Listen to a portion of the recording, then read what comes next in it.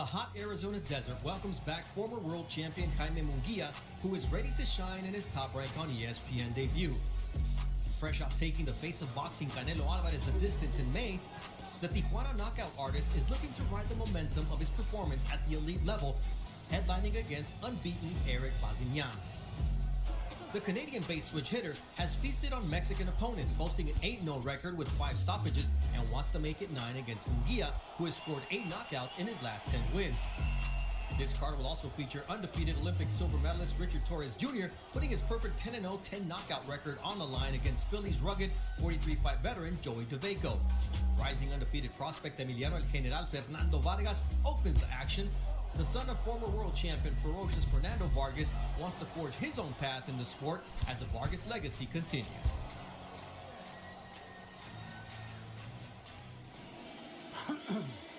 After 113 consecutive days of triple-digit temperatures, the longest ever recorded in Arizona, well, Top Rank Boxing on ESPN returns to Glendale, the same place where Jaime Munguia had his fight of the year against Sergey Derevyanchenko. Tonight, he'll be taking on undefeated Erik Bazinyan, a man who wants to make Munguia his 9th Mexican opponent to be defeated.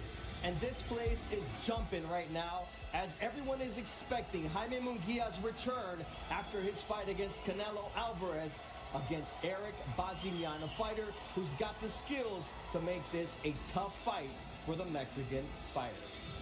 A very good evening to you. Welcome to Top Rank Boxing on ESPN. I'm Bernardo Osuna alongside International Boxing Hall of Famer Tim Bradley and ESPN's resident wordsmith Mark Kriegel. And Mark, after going the distance with Canelo, nobody would have begrudged Munguia for taking an easy fight. He did just the opposite tonight. You know, I don't know if the Canelo Alvarez era ends with him fighting Terrence Crawford, but I do know that the auditions have begun at 168 pounds to succeed him. That's where you saw Caleb Plant make masterful adjustments in the undercard last week. Next month, you'll see a new IBF champion. And tonight, you have number 2 in the WBO against number 2 in the WBC, Jaime Munguia, as you mentioned, against Erik Bazinyan of Canada, an undefeated fighter. Listen, I know that we never got to see Canelo and Benavidez, but think of the fights starting tonight that we could. Look, Munguia fight. Munguia is a dog. You know what you're going to get when you come to a Munguia show. He shows up and he shows out. He gives you everything he has. What does Bazinyan bring to the table? He brings a little bit of speed, a great jab, a good 1-2 combination, punching power. He can switch southpaw. He can dig down to the body. He's a well-rounded challenger tonight. Is he ready for this level? We about to find out. We will find out. And the man testing him will be Erik Bazinyan, a man who's no slouch. When you get work in the ring, in the gym, alongside the light heavyweight champion, Archer Beterbiev, the #1 rated Christian and Billy, the dangerous Osleis Iglesias, there's got to be some dog in that heart. That will be our main event tonight. Kicking things off will be the son of El Feroz. Yes, Emiliano El General Fernando Vargas, who is looking for his 12th victory as a pro.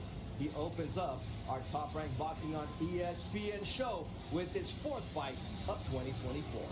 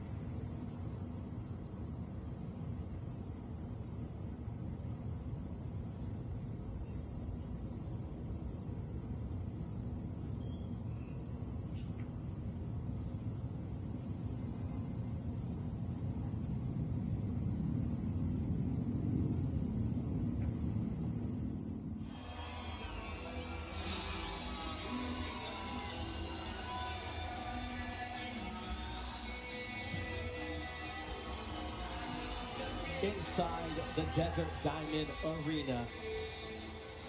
Mexican Independence Day weekend was last weekend, but the party continues with the son of the Mexican star, Emiliano Fernando Vargas, taking on Larry Flyers. He always goes to his corner and says his final prayers. One of three fighting brothers. The Vargas dynasty continues with Fernando Jr., Amado, and Emiliano in the ring. But it's no easy task, as Larry Flyers has been through everything. The definition of against all odds. The Irishman ready to take on the Mexican. The Canadian with the introduction. Ladies and gentlemen, welcome inside the Desert Diamond Arena here in beautiful Glendale, Arizona. This is boxing. This is Top Rank, presented by Hall of Fame boxing promoter Mr. Bob Arum. This bout scheduled for 8 rounds in the junior lightweight division. Our judges at ringside, Steve Morrow, Dennis O'Connell, and David Sutherland. And the man in charge at the sound of the bell, Mr. Raul Caez Jr. Introducing first, out of the blue corner. He weighed in at 138.2 pounds, wearing green trunks with orange trim. His record, 13 victories, 6 defeats, 1 draw. 5 of those victories coming by way of knockout. From Clones, Ireland, and representing Albany, New York, Lethal Larry Fryers.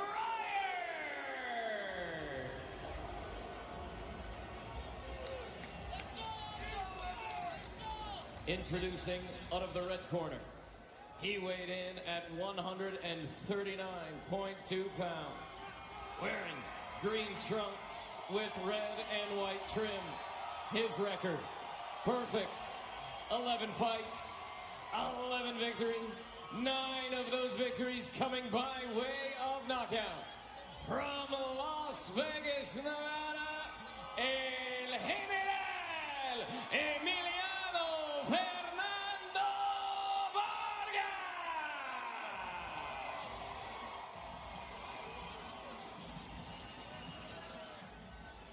1 second, please. Fighter chief, second. Mouthpiece. Peace. All right, gentlemen, receive the instructions in the dressing room. Know what I expect. Good, clean fight. Legal punches, here for you. Legal punches, here for you. Touch gloves, good to both of you. Larry Flyers is an 8-year pro. He's going to try to test the mettle of the young Emiliano Fernando El General Vargas, 11-0 with 9 knockouts. The story of Larry Flyers, September 11th of last year, got hit by a car when he was doing his road work, was left for dead in a hit-and-run car accident. He survived, had 4 surgeries since, left eye, left elbow, left wrist, and right knee for meniscus and cartilage damage. He survived. The police officer said the only reason you survived is because you were in great shape. He asked the police officer, so this guy who left me for dead gets a misdemeanor after the accident. What happens if I show up at his front door and punch him in the face? He says, you get jail time. He says, what if I run him off the road? He says, don't tell me that. This is the guy you have in the ring tonight, Tip. He is fearless. Yeah, he definitely is fearless. He's going to need to be, because Emiliano already is starting to use some lateral movement to set up his offense, especially down to the body. You saw that left hook, that inside left hook. Emiliano has a full arsenal. No punch. And yes, he's still developing. He's still honing his skills as he's moving through these ranks slowly. However, great slip counters. Good step back counters. Nice jab. Nice 1-2. Ooh, nice double jab. Ooh, ooh, nice right hand to the stomach by Fryers. He was going to put on the young Vargas. He said, I'm going to put my head in his chest, and let's see how he handles that. And so far, nice jab. Behind the jab, doing good work and using his legs. Look, sometimes you got to look past the obvious.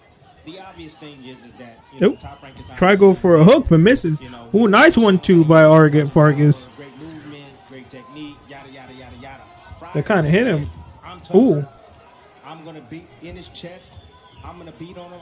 I don't know. Flyers look awkward. Then he's going to hit me, or at least he's gonna try to attempt that tonight. Straight right hands there from. Ooh, big shot. Ooh, big shots now. Ooh, Vargas. Ooh, nice uppercut. Ooh, Emil Vargas switching from orthodox to southpaw. Nice jab. Vargas already Ooh, nice left hand. Big left hand with uppercut. I think you should say southpaw. Ooh, big hook to the stomach. Ooh, big right hand from Vargas. Again, still being responsible defensively. When he's landed those left hands on the outside. Ooh, big hooks. Bro, this is a fucking king of the left hands. Good defense. Great responsibility with his offense and defense together. Ooh, big right hand that made him wobble a little bit. Oh my God, bro. Oh my God, big jab. Ooh, big right hand. 30 seconds left. Oh my God. This Irishman, what the fuck? Oh my God, Florida's about to get knocked out. Ooh, big right hand with an uppercut to the stomach. She's been through the ups and downs. Her husband, Fernando Vargas, became the youngest champ at 21 years. 10, 9, 8, 7, ooh, 6, 5, 4. Prospect of the year. The fighting blood runs through the Vargas veins. Nice fight.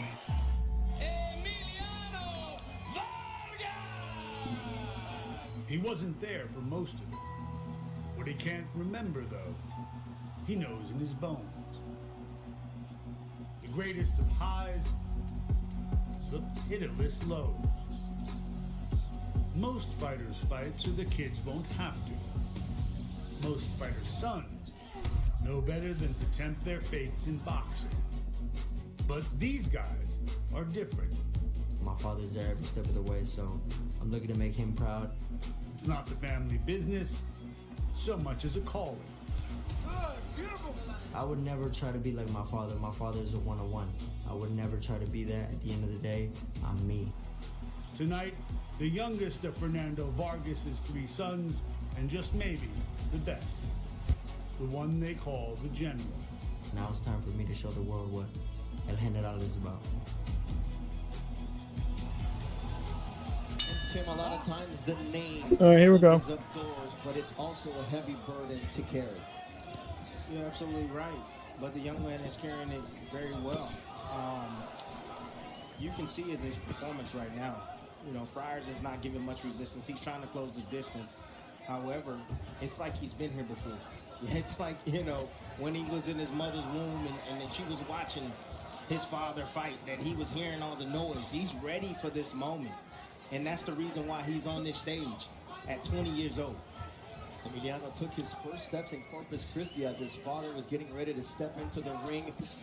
One of his last fights as a pro. And he says, I don't remember much about his career. Probably better for him to not remember the final stages of Fernando's career, but he does remember how to go to the body and land the right uppercut because it's ingrained in his DNA.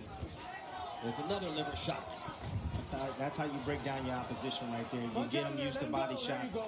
You start to zap his energy, take his legs, and then eventually the head shot will open up. Every now and then, Friars are sneaking past the guards of Emiliano. He's timing them either with a right hand occasionally and also a jab. Ooh. He's going to have to do more of that. And that's exactly what he needs to do. Again, let those hands go. Something will eventually land. But Vargas is punishing the body of the 34-year-old who's coming off of 4 surgeries, 15 months away from the ring. A miracle that he's walking, much less fighting a young prospect. Nice straight shot from Vargas, catches Friars coming in. Look, it looks pretty easy for Vargas right now, right? But he can't afford to get too complacent at all. You got to stay responsible defensively. I mean, earlier during the show, we saw Alan Garcia get knocked out along the ropes. It was somewhat complacency, yes, but it was a mistake. The young man Vargas can't afford that.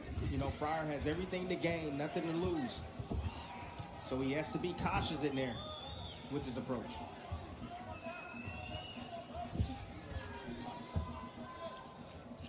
Look like the pace is kind of settled down now, both fighters. You see the skills of Vargas setting the tone in terms of what range the fight is going to be contested at.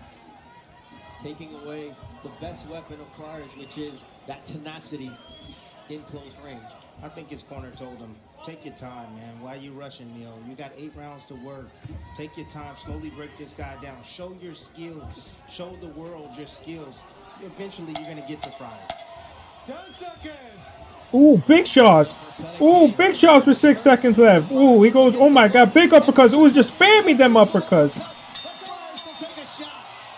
Oh, he's wobbly. Oh, nah, he's wobbly. He got Bambi legs. He can't even go to his fucking corner. Nah, it's almost going to be up.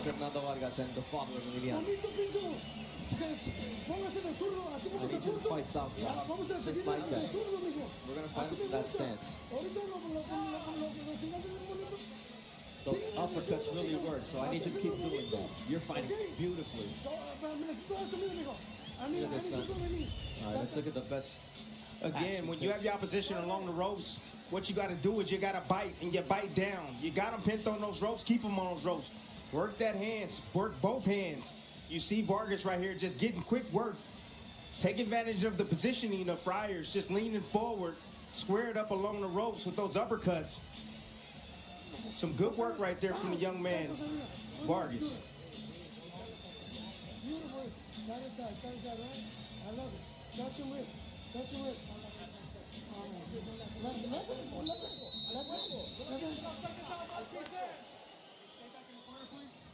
Mouthpiece, stay back. See the competitiveness from Fernando Vargas, but always Round 3. I don't think he's going to survive round 3. defense first. He's encouraging, Here we go. but he's also giving him the instructions on how to take care of himself every time he steps out there. You have defense. You know, I look at a fighter's defense, and I can tell you right away, is he going to be something or not? I mean, offensively, yes, offense can be a defense. Yes, it can. However, your defense, because if you can't take punches like Friars taking punches, you can't take those type of shots. You don't last long in the business. Absolutely not. And you can just uppercut on just finding a hole right on the chin of Larry Friars. Now the body, overhand left, and it's just a plethora of perfectly placed punches from Vargas as he lands the left again. He's spamming the uppercuts. He's just spamming them. Right over the middle. He can't miss with it. Friars is leaning forward. You see when he even jabs, he's leaning forward as well. That jab. Needed to pay for that antivirus so he wouldn't get spammed with those left uppercuts, man. Nice body work. I don't think he was never taught. But he's there. He's game. Look at, he's coming back with his offense. Anytime there's low points, and that's what veterans do. They take advantage of any low points in your offense when you're trying to rest and recover. You saw Vargas throw about 10 to 12 punches. Now he's trying to reset himself, rejuvenate himself. Even though you're young, Tim, it still takes something out of you to throw that many shots. Absolutely. And the young man is still learning how to manage a fight. Ooh, nice jab. Manage the energy. He just spends a ton of energy right there. Now he's trying to rest. However, it would serve him great if he just got on his jab. Just use your jab. There he goes. Ooh, big uppercut. Okay, Friars putting some shot back. Ooh, but oh my God. That uppercut to the body. Ooh, but nice 1-2. Oh, big uppercut. He got him against the fucking ropes, but Friars trying to fight back. He's going to fire back.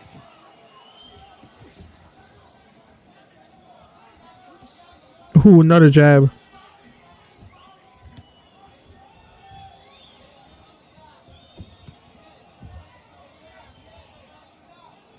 Friars are still there, remaining solid, remaining tough. Although he's taking a beating, mentally definitely prepared for this fight. Ooh, nice 1-2. Physically as well. However, the lack of skill, you can see oh my God. difference in both fighters and athletic ability. Ooh. Bro, feeling good in there. Nice jab. 10 seconds left. Nice overhand right. Watch him go crazy now. Watch him go crazy now. Emiliano Vargas gets caught there by a left hand from Larry Friars. He is a live dog in there tonight. Got a ton of heart. Bro, cooking him. Mark, and you told us a story about Larry Friars and why he does this.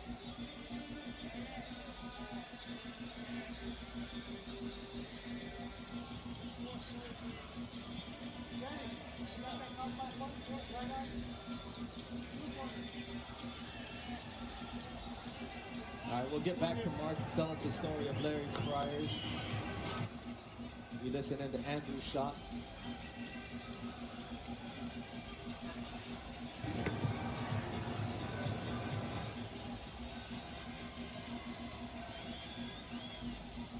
And referee Raul Caiz Jr. just said that the cut was caused by a punch. So I think good referee work there from Raul Caiz Jr. Step back to your corner, please. Mouthpiece. Welcome in everyone who saw Stanford defeat Syracuse college football action. Welcome to Top Rank Boxing on ESPN from Glendale, Arizona, inside the Desert Diamond Arena. Bernardo Osuna alongside the Hall of Famer Timothy Bradley. In the ring, Emiliano El General Fernando Vargas. That name may sound familiar. Yes, he is the son of the former world champion Fernando El Feroz Vargas. He's in the Yo, Vargas gonna be a threat at 140. Larry Friars, Don't hit him in the back. Larry. man, who's been out of the ring for 15 months, overcame 4 surgeries Who? to be here tonight, and he says, I'm hungrier than ever. And I'm Bro, you are not hungry. No. Oh my God, big. Who another liver shot? Oh my God. Right quick, real quick. Well-placed body shot right there from the young phenom. Oh my God, Vargas for legit, bro. Again, it looks like Vargas is just taking his time. He's not Who? right now. He's just taking his time. And his head movement is so good. He should start picking it up more and more each round. fourth fight of 2024 for this young undefeated prospect looking for his 12th victory. Ooh, calm down. 9 of his first 11 wins came by way of stoppage, and he is systematically putting in work on lethal Larry Friars. Oh, night jab, bro. Jab, making sure Friars knows that to cross that threshold, there's going to be a jab in his face. A little bit too much head hunting Ooh. for me with Friars. I mean, if you want to hit the target, it's the body. You want to hit the body because then you start. I mean, he is trying to hit the body, but like Vargas is blocking it well. In front of you once you take those legs away with Yeah, the head movement is crazy. Night jab. Ooh, nice uppercut. From Emiliano Vargas. Another good jab. Backwards, this is not where he wants to be. Oh my God. Against the ropes, you do not want to be by the ropes. The fists of Vargas are as he continues to dig to the solar plexus. Oh, this is a mismatch. That's what I was going to say. Friars need to look. Oh my God, big left. Oh my God, he's going for it. He's going to try to go for a stoppage now. He's against the ropes. But Vargas keep throwing, but like he's getting tired. Oh, big right hand, no right hand. Oh my God, big shots. Ooh, On top of the action. Vargas. Look at Friars fight Oh, back, though. Vargas is fighting back.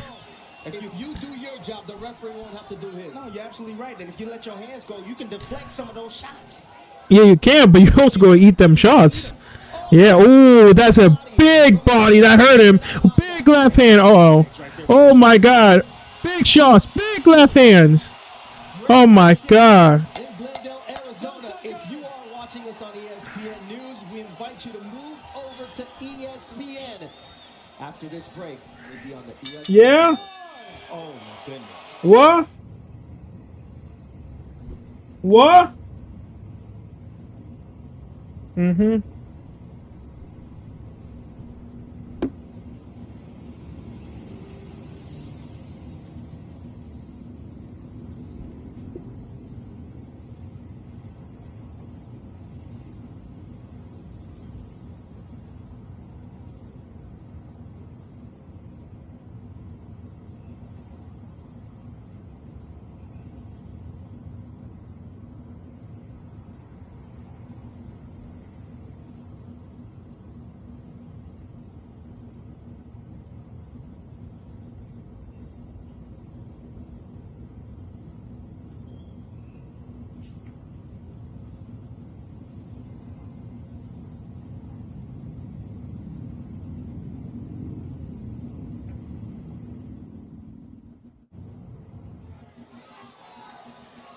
Larry Friars says, I do this for my children. Mark Kriegel Talk to us about that story. Well, his own manager told him after 4 surgeries, what do you want to fight this young star for? He goes, it's because what I do. Give me the contract. I said, well, what did you tell your wife and your 4 kids? I said, this is what daddy does. And that's what corners do. He says, I'm giving you one more chance, Andrew Shot, because you can't save this guy from his own heart. Absolutely. No doubt the heart of an Irishman, Larry Friars, comes to fight. He's already overcome so much outside of the ring. Alcoholism and an injury after an accident that saw 4 surgeries. Did Emiliano Vargas just hurt his hand there, Tim? That's what I was looking at. I didn't like what I saw just a second ago. I mean, He backed off. he backed off real quick, and it might be his right hand. Let's see if he uses it. Yeah, he's just using the jab right now, and that could change the fight dramatically. Although his left hand has been his best hand, but a one-handed fighter against a pressure fighter? I think he hit the head wrong. Yep. Stop, no punch, I'm here. That happens. Box. You have a fighter that has a hard head, absolutely. Oh, he threw that right hand just a second ago, lightly. But yeah, he's definitely favoring his left side. I don't know if Friars has enough wherewithal to understand that the hand is hurt. Oh, and down goes Friars, and they calling off the fight. Wow. Emiliano El General. Wow, just in 4 rounds, easy TKO his opponent. Wow, good fight. Good fight. Wow. Good fight. As long as the left is there, I'm good. Bro, that left hand is dangerous. He should start going southpaw more. He's Wow. beaten, and he lasted this long. You know, what heart, what guts, what determination. You can just see the fight or flight system, you know, as his legs are shaking. He's saying, no, I don't want to go anywhere. You know, he held on as long as he can. The referee said, I've seen enough. You know, decent, I would say, good performance by Vargas. Good performance. He took his time. He placed his shots extremely well. Great combinations. The only thing that I would say is all the switching, man. Like, I get it. It looks fancy and all that, and you're doing it at this level, but you got to be careful doing it at the highest level because you can get time right in between those switches, you know, and you don't want to get your defense mixed up as well because that happens. And we saw that again earlier in the Alan Garcia fight. All right, Tim, let's take a look at how this fight came to an end. The corner and the referee told Larry Friars, we're going to keep an eye on you, and this is what prompted But the check stoppage. this meal. Check this out right here. Ooh, it's a nice meal right there. Go ahead, go ahead and take that barbecue sauce right there on the ribs, and just stepped on the angle. Here he is right in front of him. Flick the jab at him. You see him in position. Dig down to the body. All right, I'm gonna work the other side now. Boom. Fryer missed with a shot, and he just filled the hole right there with the left hand, right down across, right down the middle. Boom. Nice little angle right there. Friars never saw that punch coming. Again, that's in the midst of fire. That's in the midst of firepower coming back at you. Being able to time those shots in between And that's the punches of Friars. Immediately That's great stuff. Saying this Good fight stuff. is done. I mean, I think we criticize when the corners and the referee don't do their job. This is an example of the corner working with the referee to protect the fighter from himself. Absolutely. Larry Friars would have got up 10 times and kept going if they allowed it. Fortunately, they didn't. Well, when it's done right, that's what you get.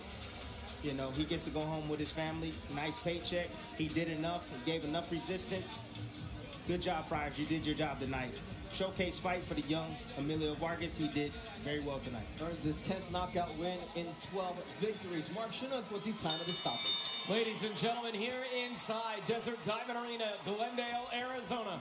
This bout comes to conclusion at 1 minute, 23 seconds of round number 5. Fighter winner by technical knockout, El General Emiliano Fernando Vargas. An impressive victory, and we'll find out if he did indeed injure his hands. It's a celebration. The Vargas clan, Fernando Amado Vargas in there, and they saw their son or their brother do his thing. All right, with the Vargas clan is our own Mark Kriegel. Gentlemen, congratulations. Emiliano, what did you learn tonight? I learned experience. Experience every time I'm in the ring, I pick up more experience under my belt. You learn on the job. I don't care what anybody says. There's no book, there's no video on how to be a professional fighter. And I'm just very blessed to do it here with the beautiful Arizona fans. Thank you so much. I love you guys so much. Tough guy tonight. It looked like you hurt your hand in that last round, your right hand, did you? Yeah, I did. I mean, you know, but you're dealt the cards you're dealt with. So, I mean, Larry Fryers, he's a hell of a fighter. He's a strong Irish guy. I said it on the interview. They're just like Mexicans. They have their beans on toast, you know. So it's just it's an honor to share the ring with him. He's a strong, tough fighter, and I had to adapt and I had to, you know, find a way to win. I don't know if we're going to see you back with that hand or not. I hope it's okay. But who in your mind is the prospect of the year? I mean, the fans decide that. I'm going to just keep on putting on performances. I love being in the ring. This is something I truly love to do. And to have mi raza aquí, se siente tan lindo. Gracias. Gracias por el apoyo siempre. Su general está aquí para rato. Bob, quick. Ray your son tonight. You know, look, he had a tough guy in front of him. You know, this guy didn't come to lay down. You know, he worked different angles. He turned as a southpaw, and so he did great. Absolutely. Agreed. You guys owe a debt to Larry Fryers. Bernardo, back to you. And El General said, look, he came in, he was tough. I'm glad my fans came out to support, and there's going to be El General Emiliano Fernando Vargas for a long while. And another young man who is looking to make a statement tonight against the tough test is Richard Torres Jr., the U.S. silver medalist in Tokyo. 10-0, 10 knockouts. Can he make it 11 against the man they call the Philly Tank?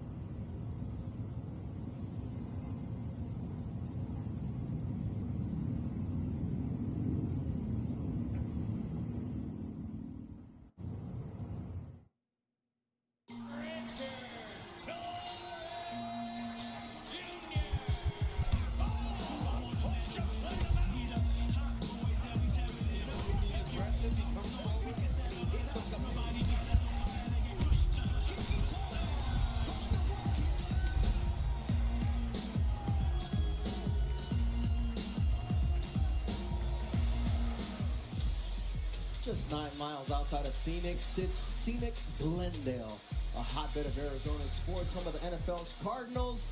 And up next, we have heavyweight action. Anything can happen when Richard Torres steps into the ring. And when you put him up against a tank named Joey DeVaco out of Philly, you know that the tough and rugged opponent is going to bring out the best out of the silver medalist. Mark Kriegel had a chance to talk to these two gentlemen, and experience is a big determining factor in this fight, Mark. Hey, listen, don't judge Joey DeVaco by his record. Judge him by his weight. At 244, he's in better shape than he's been since 2018. He didn't have to leave a roofing job on 2 days' notice. He's had a full camp, and he won't be punching up at someone who's a lot longer than he is. Listen, Joey DeVaco knows what he's doing, and it's certainly enough to tell us where Richard Torres finally is. The thing is, he's never fought anybody like me. I'm the best fighter he's ever fought. So it's going to be a big shock to him. I'm an Olympian, man. I fought some of the tallest, the meanest, the strongest. Who knows if his chin is going to hold up or not. I'm training right now for a world champion fight every single time I fight. The experience level between us is going to be a big factor. Everyone has a plan until you punch in the mouth, and we'll find out whose plan's stronger. I'm not supposed to win. Beating Richard Torres opens more doors for me. I really want to show my boxing ability this fight. I have different facets of my game. You're going to be able to see this tonight. The most candid answer at yesterday's fighter meetings was Torres saying he felt more pressure since Jared Anderson got knocked out last month. Is he now the great American or the next great American heavyweight? I still think he has the tools, but the burden of proof as well as the promise of that great opportunity, it's all on him now. And Tim, we expect the test for Richard Torres, who is 10-0 with 10 knockouts as a pro. But you mentioned something important in terms of Jared Anderson losing and how the pressure now goes to Torres. Yeah, but I think he's comfortable with that. He's okay. I mean, he's the last medalist. Before him was Riddick Bowe, you know. So, I mean, he's used to this pressure. I would say this. Everyone's talking about his size and saying he's too small. He's too small. Derek Chisora is 6'1". Again, it's not the size of the dog. It's the size of the heart in the dog. And this man right here, he has heart. He has a motor like I've never seen before at any heavyweight now today. So I would say this. I think he could be. He just got to continue to do what he's doing and continue to win. He does need more rounds. DeVaco's supposed to give him some rounds tonight. But if I was a betting man, I would say, yes, I believe that he can get to the mountaintop because he's dedicated, he's extremely smart, and yes, he may look like he's one-dimensional. However, I think he's going to show something different tonight. There's 189 more rounds of experience for DeVaco at 214 compared to 25 rounds in just 10 fights. There's something to be said for experience, but there's also something to be said about wear and tear. Wear and tear, you know, boxing style. What are you bringing to the table? DeVaco, yes, he has experience, and he has experience at a high level. However, his style, I think, is suited for a fighter like Torres, who's very active, who throws straight punches. Yes, he does have looping shots as well, but DeVaco, he's a counterpuncher. You know, he likes to lead sometimes, and sometimes he likes to fight off his back foot. If he doesn't punch enough, he's not going to win this fight. He has to punch enough tonight and not just be an opponent. Which is what happened in his 5 most notable fights, where he lost 4 of them, but then that Jarrell Miller draw was important for his career. So he's capable of pulling off an upset here and there, and Richard Torres has to make sure that doesn't happen tonight on his ESPN Network debut, because he was bumped up to the main event, co-main event, to make a statement. Richard Torres Jr., Joey DeVaco, up next from the Desert Diamond Arena in Glendale, Arizona. Ready for the action, go.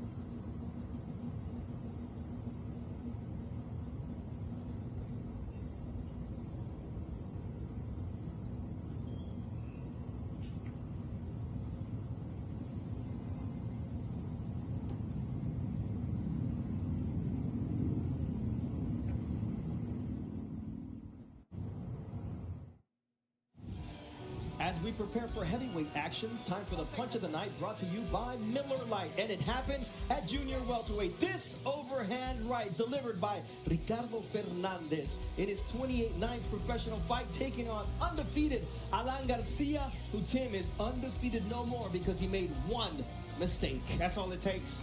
That is all it takes in boxing. And I feel for the young man. This is what we all dread. Getting knocked out in front of your fans, in front of a live audience, like that, cold, especially at this point in your career. Not having made any money, haven't even, participated for a world championship. It happened. That's all it happens, This is man. boxing, and that's what happened. I'm still a little, emotional about it, man. Absolutely. Mark Chinook is in the center of the ring for our heavyweight. Ladies and gentlemen, welcome inside the Desert Diamond Arena here in beautiful Glendale, Arizona. This is boxing. This is Top Rank, presented by Hall of Fame boxing promoter Mr. Bob Arum. This bout is scheduled for 8 rounds for the junior NABF heavyweight title. Our judges at ringside, Steve Weisfeld, Chris Wilson, and Pat Russell. And the man in charge at the sound of the bell, Mr. Wes Melton. Introducing first, out of the blue corner, he weighed in at 244.1 pounds, wearing white trunks with black trim. His record, 28 victories, 11 defeats, 4 draws, 16 of those victories coming by way of knockout. From Philadelphia, Pennsylvania, Joey the Tank DeVaco!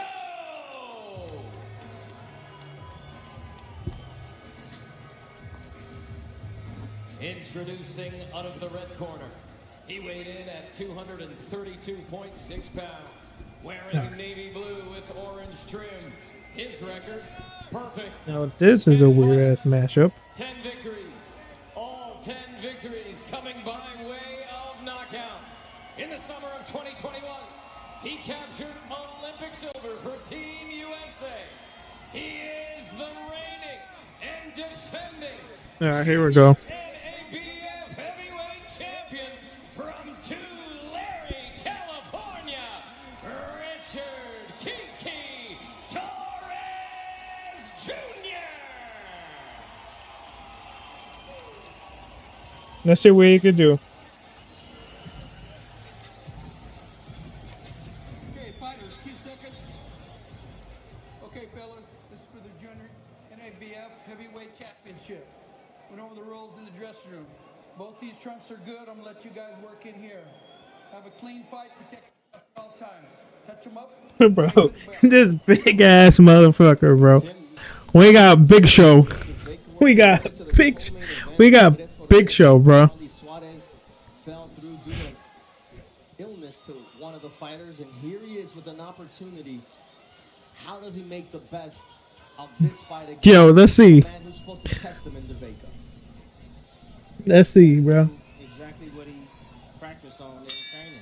Gotta stay relaxed, stay composed. 28-11 versus 10-0.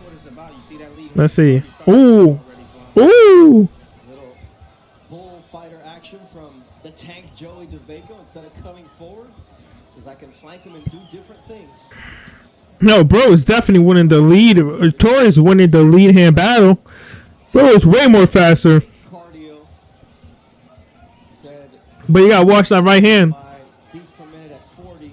The best they had ever measured was Ooh. is going to the Tour de France at 37 beats per minute. Wow. For a big man like that, Oof. that's something else. Yeah. Like I told you, he's one of the most conditioned heavyweights Here we go. in a very long time. I know this heavyweight's not picking up his. I know he's gonna stay in his. He's gonna be flattened. Line up on the same side, so Ooh, you definitely gotta watch out. This big boy. He's a big boy. Ooh, nice. That's what you gotta do. You gotta go to the body, bro. Ooh. Around that guard with good defense there from the tank Joey DeVaco. Man, Oh, you gotta watch out. He's got 11 losses against the elite heavyweights coming up. Ooh, a headbutt there, but only been stopped 3 times in those 11 losses. There's a headbutt. Look, there's going to be a ton of head clashes.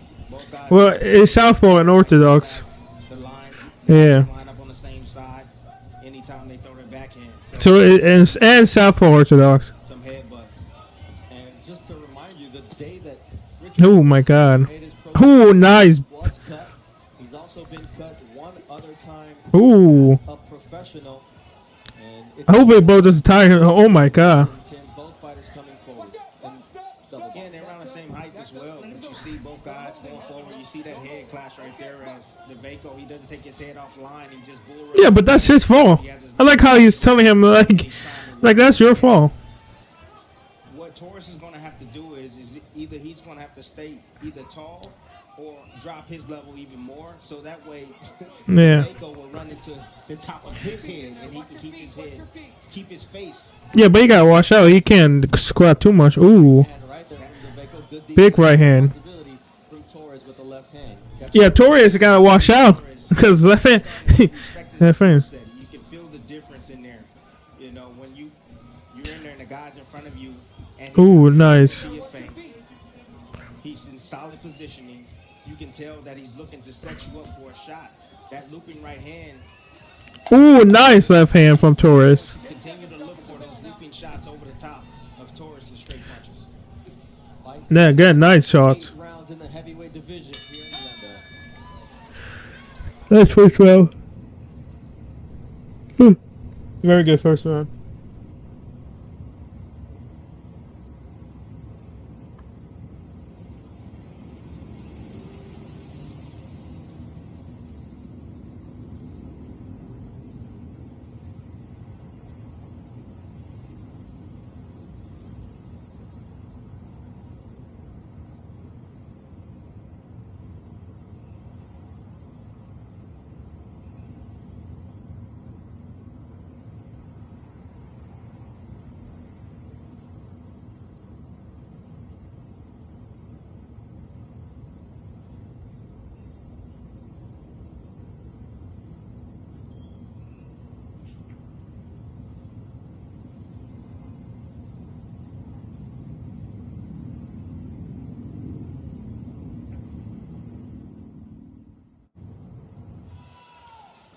Almost 190 more rounds of experience over 43 fights compared to the 25 rounds in 10 fights for Richard Torres Jr. Oh, here we go.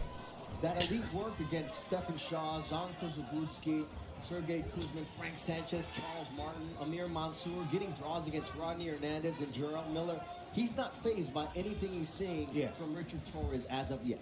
That's the reason why. Again, he's being elusive, he's standing his ground. And he's looking for opportunities. He's looking for Torres, who's doing a good job, again, of evading harm. Yo, this motherfucker crying. Yes, he's stepping your foot, southpaw and orthodox. That's bound to happen. He's going to look to feel, again, that hole. Right now, it's kind of hard to time him because, again, the in and out footwork of Torres.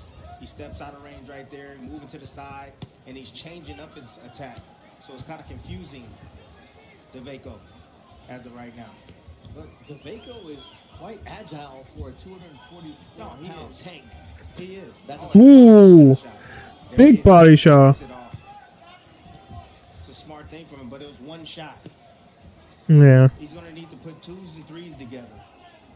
And maybe even punch with Torres. You know, he's looking to punch as he's punching, but punch with him. Bro, heavyweight's so hard to do southpaw. I mean, not if you're Usyk. Because you're respecting what he's seeing. Like that. Ooh. But that was smart. DeVaco right there, it was a throwaway right hand. Just so he can get him to Bro, wait, he needs to start pushing him every time he goes to southpaw. Ooh. Ooh. Ooh, big shots.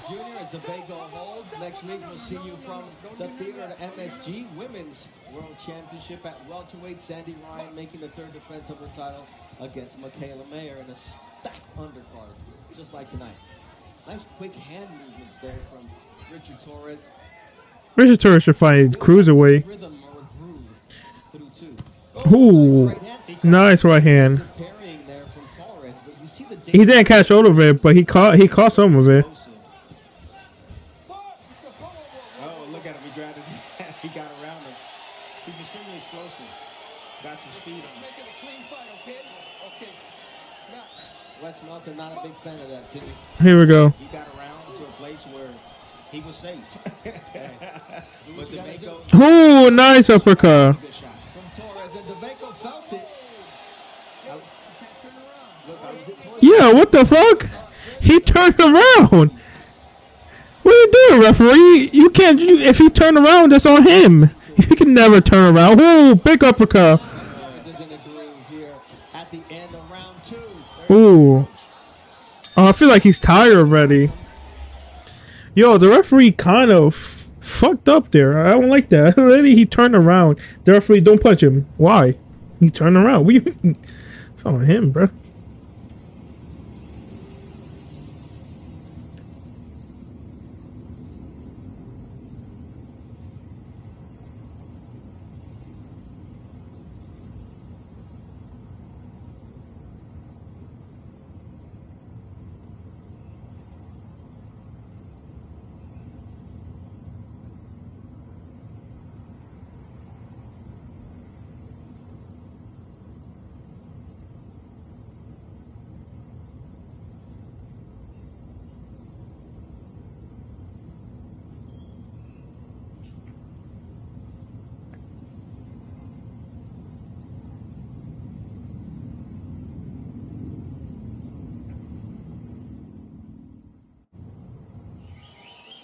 Inside the Desert Diamond Arena here in Glendale, Arizona. Last time our headliner Jaime Munguia come on. in this building was in 2023, giving us the fight of the year against Sergey Derevyanchenko. Munguia coming off his loss to Canelo Alvarez, going the distance with one of the top 5 pound-for-pound fighters in the world. We'll see what I'm excited to see Jaime. Loss, and you have to put all that he I think Jaime's gonna win by TKO. Ooh. Erik Bazinyan, the unbeaten Armenian who fights out of Canada. Look how calm he looks in the back room right there. When you put those wraps on, when I used to put those wraps on, I already knew what was coming next. You know, then I put the gloves on and I started to get anxious. I started to get happy. He looks happy and calm right now as he's getting wrapped, but man, he knows what's about to happen in the next 30 minutes. All right, speaking of emotions, what is the sense in Joey DeVaco's corner, Mark? Well, there was some Nope. real concerns. Mike Basil, the cut man, uses surgical scissors to cut incisions on Joey DeVaco's pants legs because they were too tight. I know I said before, 244 pounds. They didn't put water on it. They didn't put water on it. That's disgusting. He should have put some water on it. Oh well. I need my guy to be a little bit busier, let his hands go. Ooh. Look at DeVaco trying to show a new wrinkle. He went southpaw now. Oh, he's going southpaw. Oh, that's. I don't know if that's smart. That's not a good decision. Not smart. You know, again, you get confused. You get confused defensively. You think you're trying to be smart, trying to be clever. You end up setting yourself up to be hit with big shots. And Yeah. That's what Francis Ngannou did do. A little bit more squared up here, too. I agree, bro. I don't think he should have been. And his instincts are better from the orthodox stance. That's his original stance. Yeah. See the agility of DeVaco, just those quick, herky-jerky movements as Torres is not. Yeah, but he ain't doing nothing off No, I mean, defensively, though, he's making Torres miss. Yeah. And hoping to make him pay. Yeah. But it's hit and get it's not get hit and get hit. Get hit and not get hit, bro. He needs rounds. He only has 20 Hit and not get hit. There we go. 28 now. And this is the guy to give him good rounds. Ooh. DeVaco. This is a good test. Richard Torres, the elected silver Ooh. US and Nice. Ooh, nice. Ooh, nice uppercut. Nice combination. The IQ was too much. Ooh. Oh, he already got bruising. the left eye of DeVaco now starting to mark up. Yeah. Ooh, big charge. Him versus Anthony Joshua would be a good fight. Range right. Look at that. Ooh, I feel like every time he does turn, he should go just a straight left hand. But he's starting to get But maybe he's too cautious. starting to piece up DeVaco. 10 seconds. Third round fight is scheduled for 8 here in Glendale, Arizona.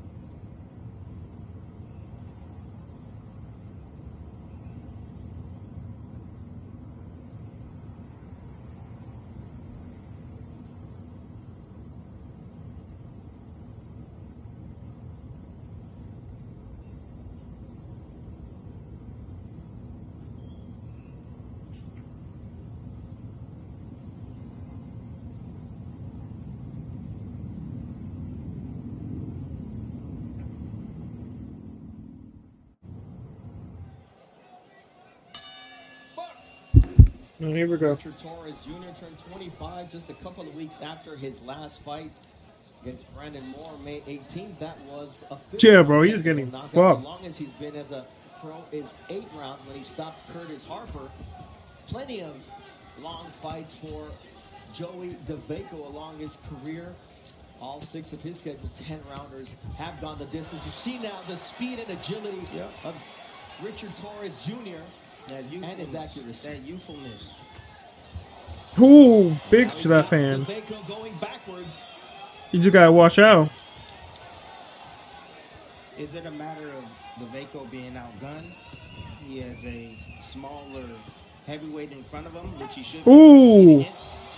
And DeVaco continues to drop that out because he's getting tired. Bro, he keeps dropping that mouth guard. Purposely. Yeah. Going to get it clean because it was done intentionally. Wes Melton says, you want to play games? Let's play games with a dirty mouthpiece. After dudes have been sweating and getting knocked out in the same ring. Look at that. Okay, here we go. Now Torres is doing his thing. Mouthpiece out again. And DeVaco does not look good here in the 4th round. Bro, how does he keep getting his mouthpiece taken?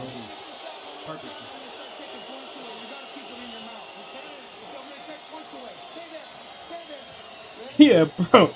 That's a final warning there from How do your mouthpiece keep getting falling off? Trying to do Chico Corrales against Jose Luis Castillo. Before he's tired, his mouth is open. And he's not biting down on the mouthpiece. Ooh. Nice straight left.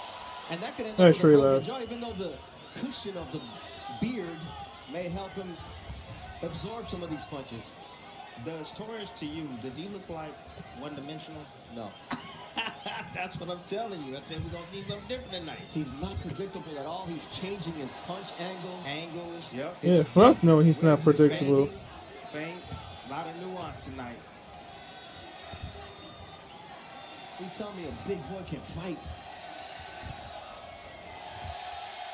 Fans not happy with DeVaco spitting out the mouthpiece, and that's a nice combination from Richard Torres Jr. Yeah, because bro's obviously doing it on purpose. Oh, nice uppercut. The mouthpiece Ooh, goes big shots. That was a punch, though. Not intentional, but it's not going to end well for DeVaco. No, bro, why are you timing?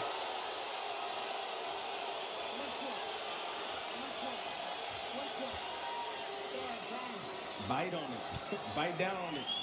Yeah, right? The mentality of DeVaco has quickly been shifted. Oh my God. The work and the boxing ability. Just let him go without the mouthpiece. If you don't want the fucking mouthpiece, then fucking just.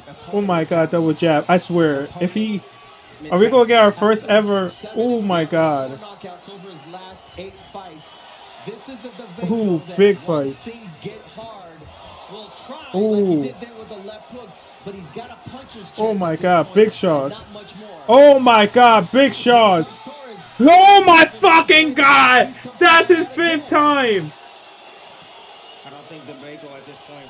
I don't think he's Yo, what the fuck? Yo, that's 6 mouthpiece, bro. Bro, referee, just stop timing it, bro. You gotta let him work. The one with the left uppercut, I could understand. understand. It was punched out of his mouth, but the others, it's Yo, that's crazy. as time comes to an end here. Yeah. This fight, round 4. Oh.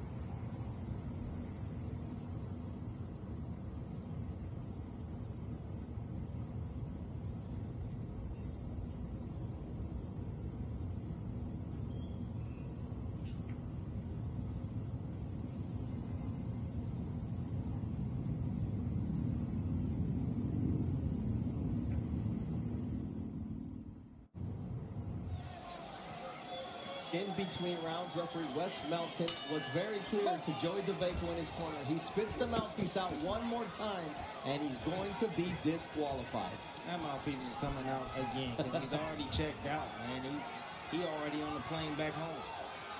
Here is, do you want to go out on your shield or do you want to be disqualified? Oh, he want to be disqualified. He ain't trying to get that knocked out. He could have bit down at that mouthpiece a long time ago. You're holding, don't hold. Mark your scorecard through 4. I never had one of these before. 40-34 due to the 4 mouthpiece drops in our last round. 10-8 round, 2-point deductions bring it to a 10-7 round. Things are getting rough inside this code. Yo, first 10-7. Not because of knockout, because of mouthpieces. Osuna, Hall of Famer Timothy Bradley, and Mark Kriegel. The corner of DeVaco, Tim, said, hey, you got to let your hands go. Easier said than done. This has always been DeVaco's MO. Like I told you, too much offense, too much firepower coming from the younger fighters in Torres. You know, he has good timing, yes, got some pop on his shots, he has experience, but he's older now, and he's less active, even more less active than he was early in his career. And you see the inside work there from Richard Torres Jr. But he's being smart. He's been in at the right range and distance. And he's still, again, playing homage to defense. Like, you just don't want to rush in there. I get it. The man is getting along the ropes, but he's using those ropes because he wants to lower them in because he just wants to be able to load up on a big shot. That's it. And hope and pray. A Hail Mary shot. And Pacquiao landed on Mark, and we saw one earlier tonight on punch of the night.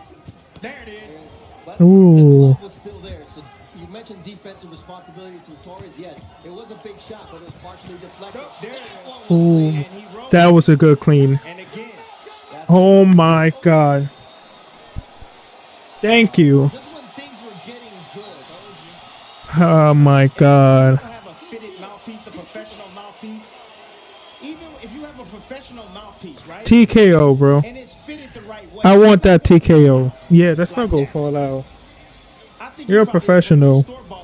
Mouthpieces. Now you put in that hot water. Yeah, you need something from the dentist, something molded. Yeah. That shouldn't happen. I mean, look, it's an unfortunate end to the fight. Just when things were starting to get heated and DeVaco was letting his hands go, but Richard Torres coming over to get words from the champion and dap us up. But he did what he was supposed to do inside the ring. He did a great job. Great job. Took his time, assessed the situation. He knew what he was up against. You could tell that they did their studying, film study. He got hit with those two big shots at the end, but I mean, DeVaco didn't have much power on those shots. I know it looked like they were heavy, but he took them well. But he just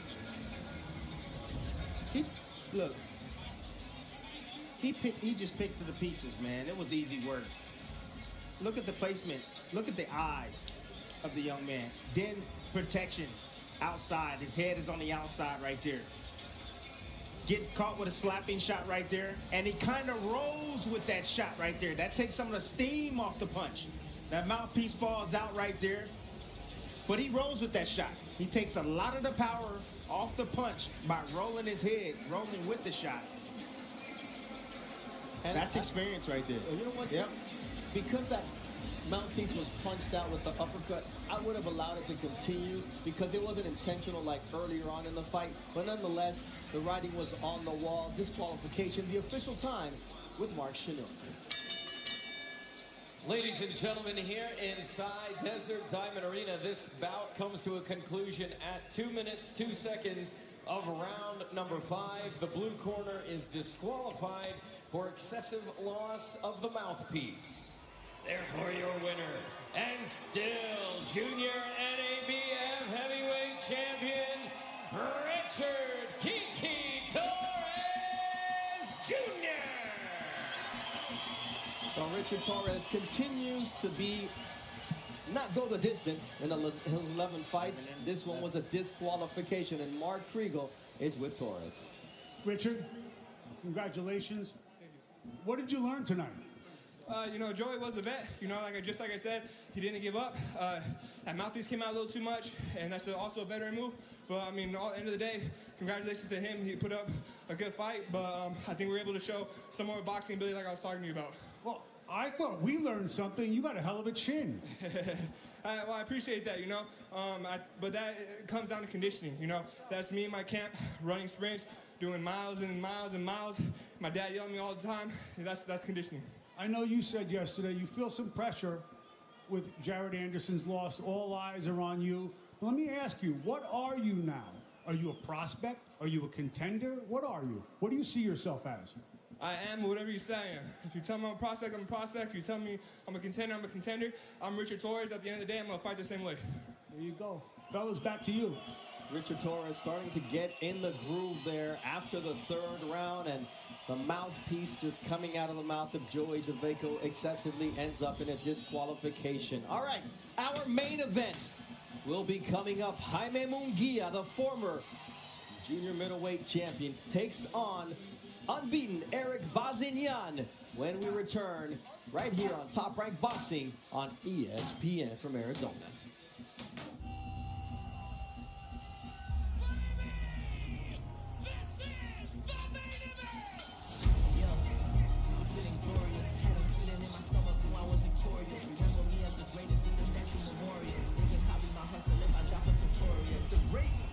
They rise when the pressure is at an all-time high.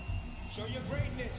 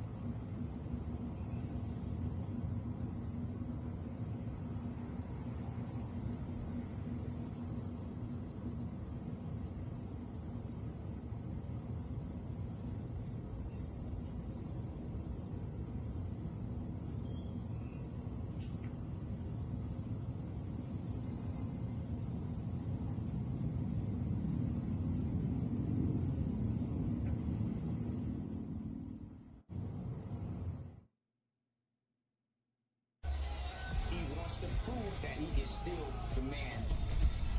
That destructive, decisive power does it again! Exactly what everybody came to see. This is what I've been asking for. Killer instinct.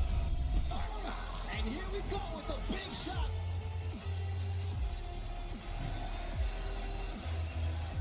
So glad you're with us here on Top Rank Boxing on ESPN. Everything winds down towards our main event. Timothy Bradley, the Hall of Famer. Mark Kriegel, I'm Bernardo Osuna. And Mark, when you see these two fighters, Munguia coming off of that Canelo loss, Erik Bazinyan coming off of a draw, this is a fight for redemption, but a lot more as well. The Canelo era has lasted the better part of a decade now. It's probably been pretty good for boxing. Whether you think he should have knocked out Edgar Berlanga last week, it's coming to an end. So who's next at 168? I thought Caleb Plant put in a bid last week. Next month we'll have a new IBF champion. But tonight, Munguia and Erik Bazinyan make their claims. The super middleweight is the vacant championship just introduced by the World Boxing Council. That was the first time most people heard the term super middleweight. What seemed an artificial construct, though, has reliably produced not merely stars, but all-time greats. The latest of them, the only undisputed champion in the division's history, has begun contemplating his exit strategy. It's not clear who'll succeed him, but the auditions have begun. Which brings us to this evening, Jaime Munguia versus Erik Bazinyan. Not a title shot, but pretty damn close. Bazinyan obviamente es un peleador fuerte, entrené para noquearlo, estamos para pelear ya con los mejores en las 168 libras. Depending on which rankings you like, it's number 2 versus number 2. I've been ready for a few years, for this moment, and he was a world champion. He's a dangerous fighter. I'm gonna frustrate him, and then if the knockout comes, it will be a nice knockout. Each tough, experienced pressure fighters, with plenty more on deck. So stop mourning the fight we'll never see, and consider those we could. Starting tonight. Hey, just because you don't know Bazinyan doesn't mean he can't win. He's well-schooled, experienced, undefeated, never been knocked down. What's more, he had a dream, knocking out Jaime Munguia, I believe, in the 5th. Okay, we'll see. He's certainly not the underdog Trevor McCumbee was last week against Caleb Plant. McCumbee put Plant down in the 4th. Plant was masterful in adjusting. Could Munguia pass the same test? Don't know, but I think we're going to see. We are going to see. And Munguia is all about big names of late, whether it be his fight of the year in 2023 against Sergey Derevyanchenko in Ontario, then taking on John Ryder in January here in Phoenix, then the Canelo Alvarez fight in Las Vegas. He's gone from Erik Morales to Freddie Roach to Erik Morales in his corner, Tim. But tonight when he steps into the ring, he'll be alone. So what can we expect in your lab from Jaime Munguia? Well, I saw an improved jab. Freddie Roach, if he's done anything, it was definitely to improve his jab and getting him to drop his level. Look at his level right there. The same height as Canelo. That's going to give him more mobility, but also against the high guard. He's going to see that high guard tonight against Bazinyan, but he's that nice little stab jab, and he's going to flick those jabs right down the middle. And what that's going to do, that's going to get him close for what you're about to see right now. And that is the combination punching. That's the staple to his success, people. He puts numbers together. Right here, he's running off a 10-piece combination. 10-piece combination, right? Without any problems. If he does that against Bazinyan, if he puts those combinations together right there. What Canelo Alvarez taught Jaime Munguia. I want to know what Bazinyan has. I want to know what level he's at. I mean, he has a great record. He does have skills. However, tonight is a major test. It's a huge step up for him in his career. And if he passed this test with flying colors, he could be in the Canelo sweepstakes, baby. All right, Jaime Munguia has been in the ring with one of the top pound-for-pound fighters in the world in Canelo Alvarez. Erik Bazinyan has been in the gym with one of the best pound-for-pound fighters and heaviest punchers in Artur Beterbiev. Well, it's going to be for real when we return right here on Top Rank Boxing on ESPN.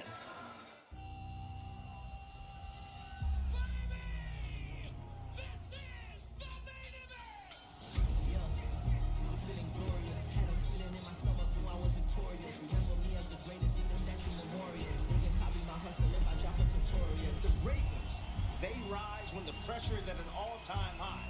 Show your greatness.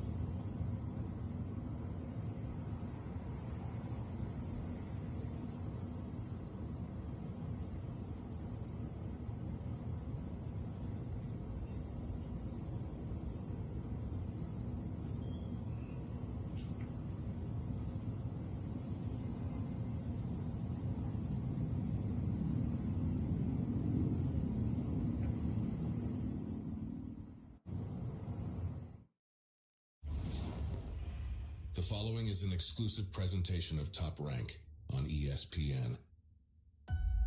Tonight it's a duel in the desert, in a showdown between two battle-tested super middleweights. You guys ready for it? Winner take all. Let's do this. Just look at the electricity that's in this building right now. Former champion Jaime Munguia looks to bounce back after his first career loss. Oh, what a shot that was! While Erik Bazinyan is facing one of his toughest tests to date. He is a game opponent. He must be respected. This is Top Rank on ESPN.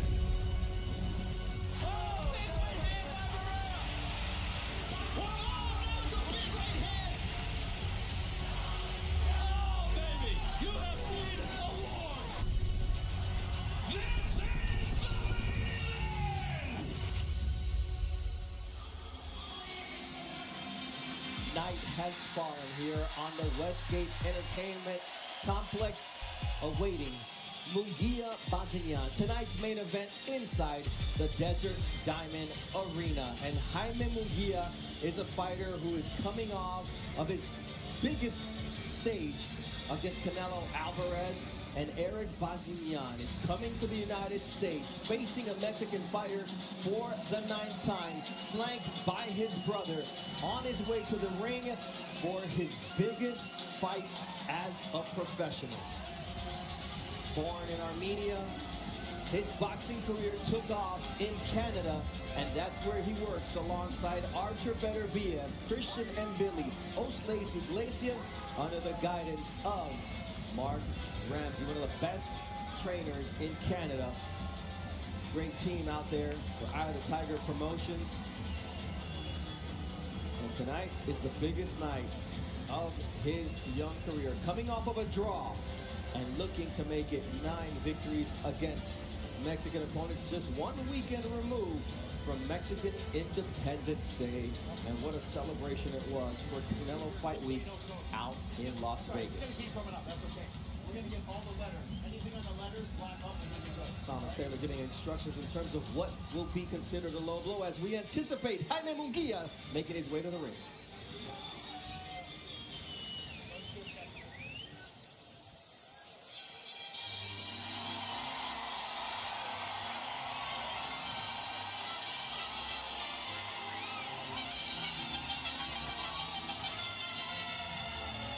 And Rey with the mariachi.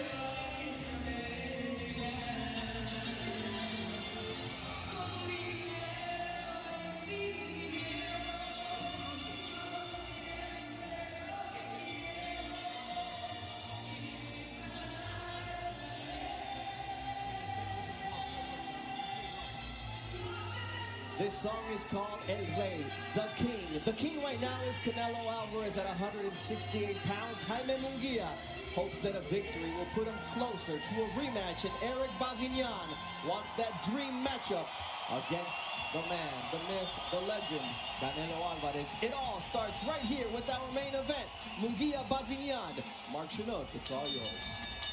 Ladies and gentlemen, welcome inside the Desert Diamond Arena here in beautiful Glendale, Arizona. This is boxing. This is Top Rank, presented by Hall of Fame boxing promoter Mr. Bob Arum. Brought to you this evening by Warner Brothers Joker, Folie à Deux, in theaters October 4th. By DraftKings Sportsbook, download the app now. By C4 Energy, energy that hits. By Twisted Tea, hard iced tea, keep it twisted. We are sanctioned by the Arizona State Boxing and Mixed Martial Arts Commission. Chairman Scott B. Fletcher, Executive Director Danny Vea. This fight is scheduled for 12 rounds for the WBC Silver and NABF Super Middleweight titles. Our judges at ringside, Steve Morrow, Dennis O'Connell, and David Sutherland. The man in charge at the sound of the bell, Mr. Tom Taylor. And now, to everyone in attendance here inside Desert Diamond Arena, Glendale, Arizona, and to everyone watching on ESPN, this is boxing. This is Top Rank. And oh, baby, this is the main event.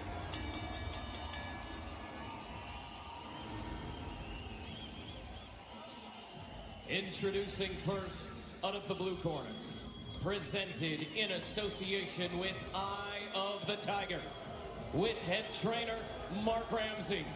He weighed in at 167.9 pounds, wearing gold trunks with black trim. His record, 32 victories, no defeats, only one draw. 23 of those victories coming by way of knockout. He is ranked number 7 by the WBC at 168 pounds. He is the reigning, defending NABF super middleweight champion from Yerevan, Armenia, and fighting out of Laval, Quebec, Canada, Erik Bazinyan.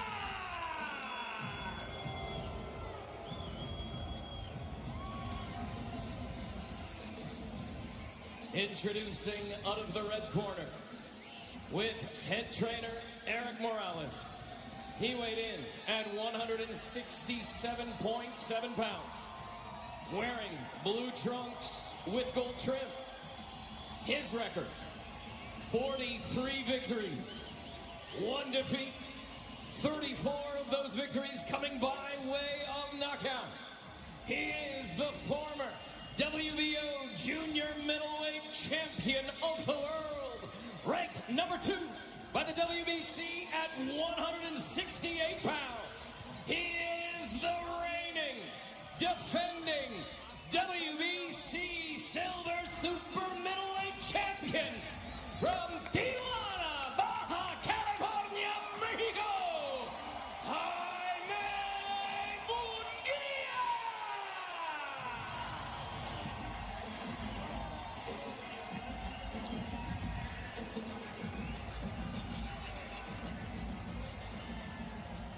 Okay, coaches, anything on the black letters from here on up is good. All white here is good.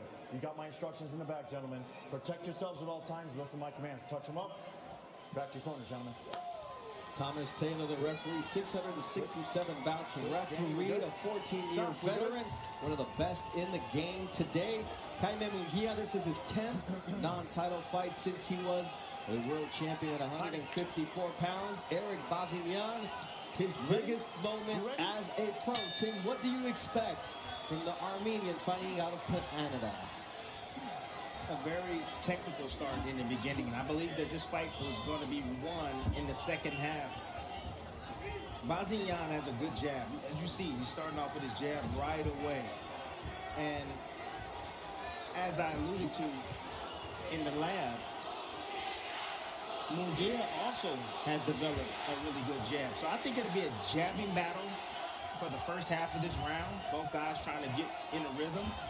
But again, later in the fight, once Bazinyan starts to stand still, and he's actually not moving, he's actually coming forward and standing his ground, that body work can pay good dividends, I believe, from Munguia. There's a nice staff jab from Bazinyan, and he stops Munguia in his tracks with that stick. Right out the gate right there, you saw Munguia already immediately going downstairs or attempting to. Bazinyan just stepping out of range and making it miss. There's another stick now. It's Munguia who matches Bazinyan, punching with the Canadian-based fighter. I'm waiting on the fighter that's going to counter the jab. You know he's going to throw it. So anticipate it, get close enough, and come over with the right hand. But both being defensive responsible in terms of how quick they bring that jab back. Oh, absolutely. Here's a chance of Mexico. Previously it was Munguia. As an opposing fighter, you see a left hook from Munguia. What does that do to you, Tim? Doesn't do anything. You just hope to shut him up. That's just it. It's like, okay, you can call his name, say whatever you want to say. However, I'm going to make you zip that mouth up real quick by landing my offense. Now, Bazinyan has 2 punches that can do damage against Munguia. One is the jab to keep him at bay, and the other is the uppercut, and that's the shot that Canelo drops him with in the 4th round of their fight. And the right hand as well. The overhand right. Yeah, Munguia hits hit the right hand. There, he got hit right there. Yep, right on the top. Munguia shot a jab and pulled out of range and dropped that lead hand, and the right hand came right over the top. Bazinyan looks extremely smart in there, man. He's extremely technical. He knows what he's doing.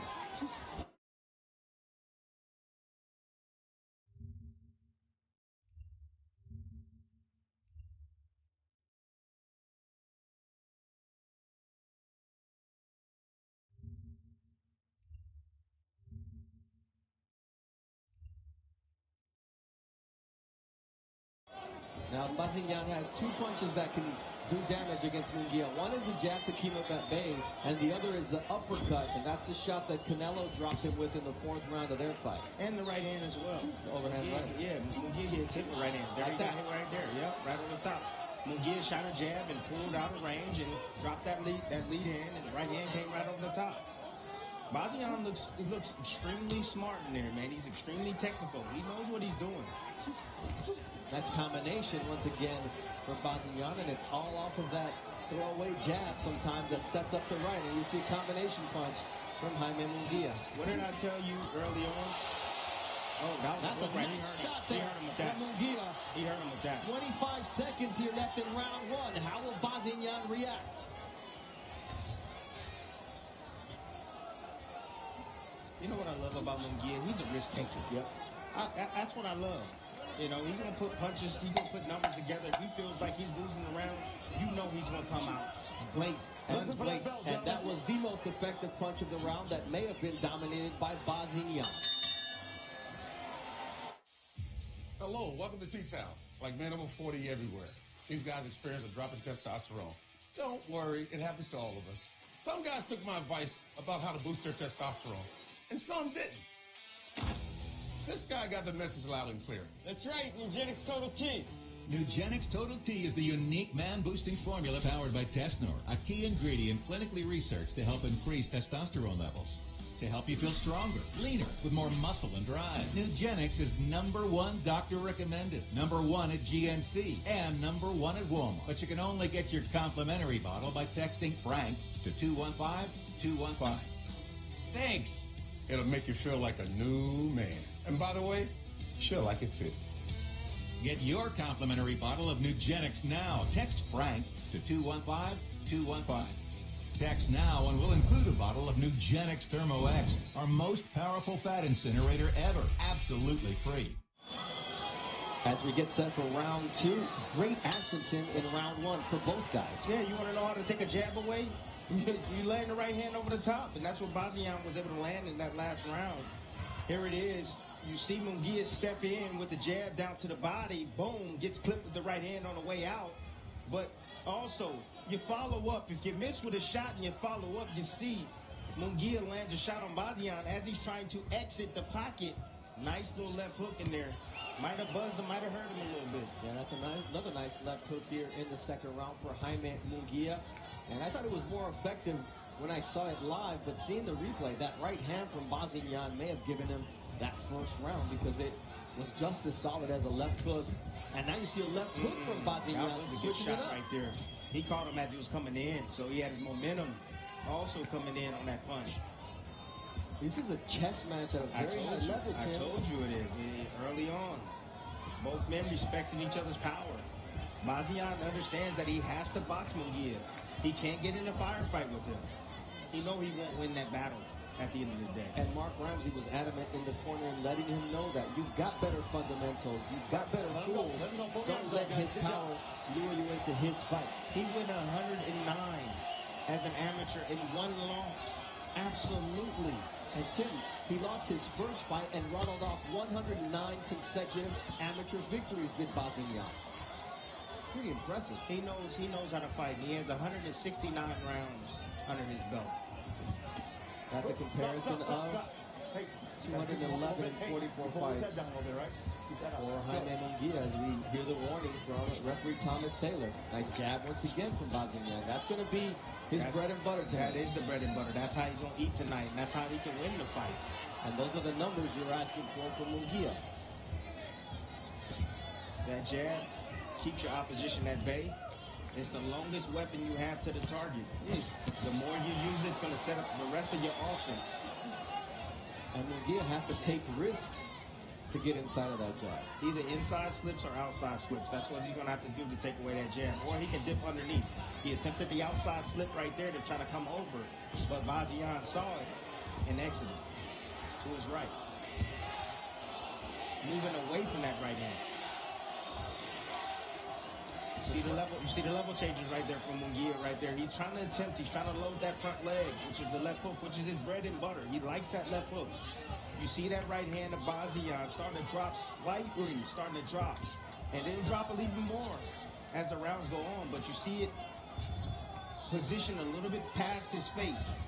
Look for that left hook to left. He attempted it. You see it? Absolutely. He saw what you saw, Tim, from one champion to another. Absolutely.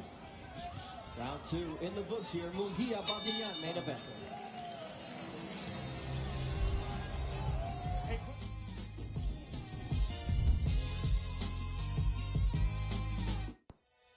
Order Pizza Hut now and get a free large pizza later. That's a free pizza on your next order. So you can pizza now, then pizza again. Free pizza means your next dinner is covered. Your future self will thank you. Get it while it's hot.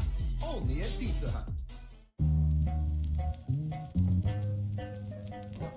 Open your eyes. You deserve better from your phone service. At Total Wireless, we're fixing that. No more hidden fees. No more surprises on your bill. You deserve to get it all, and that's exactly what we'll give you. Find your local store at TotalWireless.com. Round 3 of a scheduled 12-round fight between Jaime Munguia, the former world champion at 154 pounds, fresh off his loss to Saul Canelo Alvarez on May 4th. That same night, Erik Bazinyan was fighting Shaquille Finn to a draw in Montreal. So this is a redemption fight for both, and they're both ranked number 2 by a different sanctioning body. WBC ranks Munguia at number 2, Bazinyan number 2 in the WBO. Both dream of another payday against Canelo. A nice jab from Bazinyan using his legs. And Munguia lands a jab of his own, setting up a body shot. Munguia now is starting to pick up the tempo now. I saw the urgency in his face and just the way he was posturing, trying to come forward. He's going to try to attempt to close the distance on Bazinyan. That last round, I don't think he liked the way that round went. He was getting control with that jab of Bazinyan. But he's going to have to eventually cut that distance. I mean, still third round right now. It's a 12-round fight. He has experience. I think he knows when to turn it up, turn it on. Nice left hook from Munguia, but good defensive posture with that right hand of Bazinyan. But you mentioned, Tim, it's starting to slip, and that's what Munguia is looking for. Get around that guard. Yeah, he is, but I like the head movement, the elusiveness of Munguia. At least he's trying to be more elusive, giving a little bit different looks up front, rotating his shoulders. Eventually, he's going to have to come off that, rotating his shoulders left and right. He's going to have to come off of that, disguise that right hand or that left foot.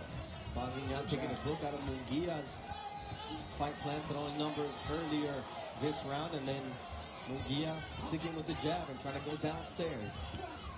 Oh, that uppercut attempt right there. He was trying to catch Munguia on the way in with an uppercut. That's the punch that dropped him in the 4th round against Canelo Alvarez. So both fighters are well studied coming into this fight. They know what they're up against, and it's a chess match at a very high technical level. All right, I'm just going to say something because I just need to get off my chest. I mean, I love the jab coming from Bazinyan, yes. You know, the aggression that's coming from Munguia, yes, he's coming inside, he's landing a few punches, some are being grazing blows and being blocked. However, you need to have more power shots being thrown. Effective punching. The jab, yes, it can be effective, but it's not a power jab. It's not really snapping his head back. It's kind of keeping him at bay a bit. Come behind that jab or something. If you hit him with the jab, my dad used to always tell me, if you can hit him with the jab, baby, you can hit him with the right hand. Danny, left side of the nose. Let that right hand go. Corner. There's a small cut on the left side of the nose of Erik Bazinyan, as mentioned by referee Thomas Taylor, or at least some inflammation. There's a nice counter from Bazinyan. And that was a heavy shot. Yeah, 1-2 straight. Heavy shot. You saw the legs of Munguia. And I don't think he was hurt, but he was knocked off balance with those 2 heavy shots coming from Bazinyan. All right, the tension continues to build, and the jab we knew was going to be an important punch in this fight, and Bazinyan has been using it to perfection. Oh, yeah. I mean, you know, it's the general right now, and he's controlling range, and he's fighting at the pace he wants to fight at. He's slowed down Munguia. Munguia has yet to get inside of his chest, but again, you're landing that jab, yes, but what's coming behind it? You got to land power shots. Effective punching. That's what it's about.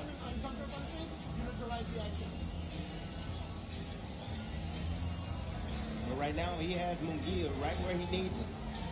And look at the CompuBox numbers.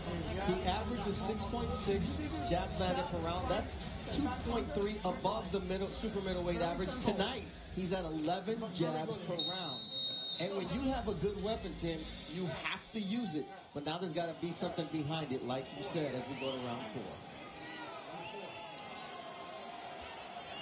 4. Desert Diamond Arena, full house for Jaime Munguia. This is a technical battle as of right now, and I think that Bazinyan is doing well in his technical battle. What Munguia needs to do is he needs to turn this into a fight. That will suit him better. And that right counter, Bazinyan once again making Munguia know you're going to eat some jabs like that. Good jab. And he's stepping in now, power with that jab. But he's keeping Munguia off balance with that jab, breaking his rhythm. Anything that he was thinking about doing before he got in that position, boom, he hits him in the face with the jab, and he forgets about it. And he has to reset his feet and replant his feet. All right, let's bring in another jab. Kriegel, who spoke with Mark Ramsey in Bazinyan's corner. Ramsey's happy with what Bazinyan's been doing with the jab, but he wants to follow it up. He says Munguia puts his head right in that hole, and he's right there for an uppercut, for a right hand, or a left hook. Now things are starting to heat up. Here's round 4. Yeah, Munguia's cut that distance real well with the head movement, dipping underneath a lot of those shots right there to get his offense off. He's going to need to do more of that to gain control, to kind of take over the momentum of this fight, because that jab of Bazinyan is something else. I mean, it's a snappy jab that he's able to connect on Jaime Munguia, and that sets up his power shots. He hasn't committed to those power shots as of yet, Tim, and you mentioned there's got to be something behind that jab, but his jab is really effective. You know what I like about Bazinyan's punches is that he's not overshooting his punches. He's throwing them right from the shoulders. You know, he knows his hands are heavy. He's not loading up. He's just shooting them right from where they are. That's actually, it covers up the telegraph. There's no telegraphing with his shots. He just shoots them right from the shoulders. Nice body shot there from Munguia. What you're saying is he's staying within himself. Yes. You know, he's not letting the moment get to him. He's not letting the fans get to him. He's not allowing Munguia to bring him into a firefight. He's fighting this fight right now. Munguia, I mean, again, he's coming forward. He's trying to close that distance.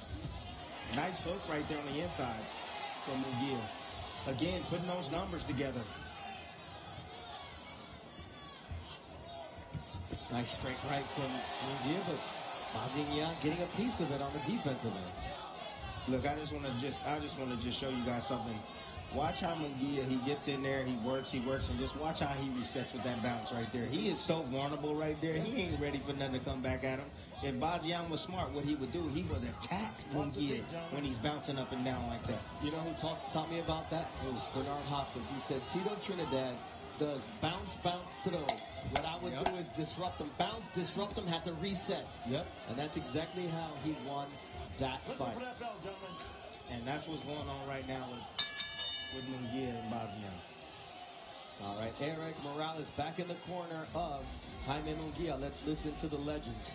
I feel a little tight. It's normal, you're going to be all right. Vamos bien, tenemos el control de la pelea. We've lost control of the fight. Él tira jab, pero He con mucho throws miedo. jabs, but he's tentative with it. Deja que tira jab y métele la derecha. When he throws that jab, you got to counter with the right. Tírale los golpes al cuerpo. When you get close, go to the body.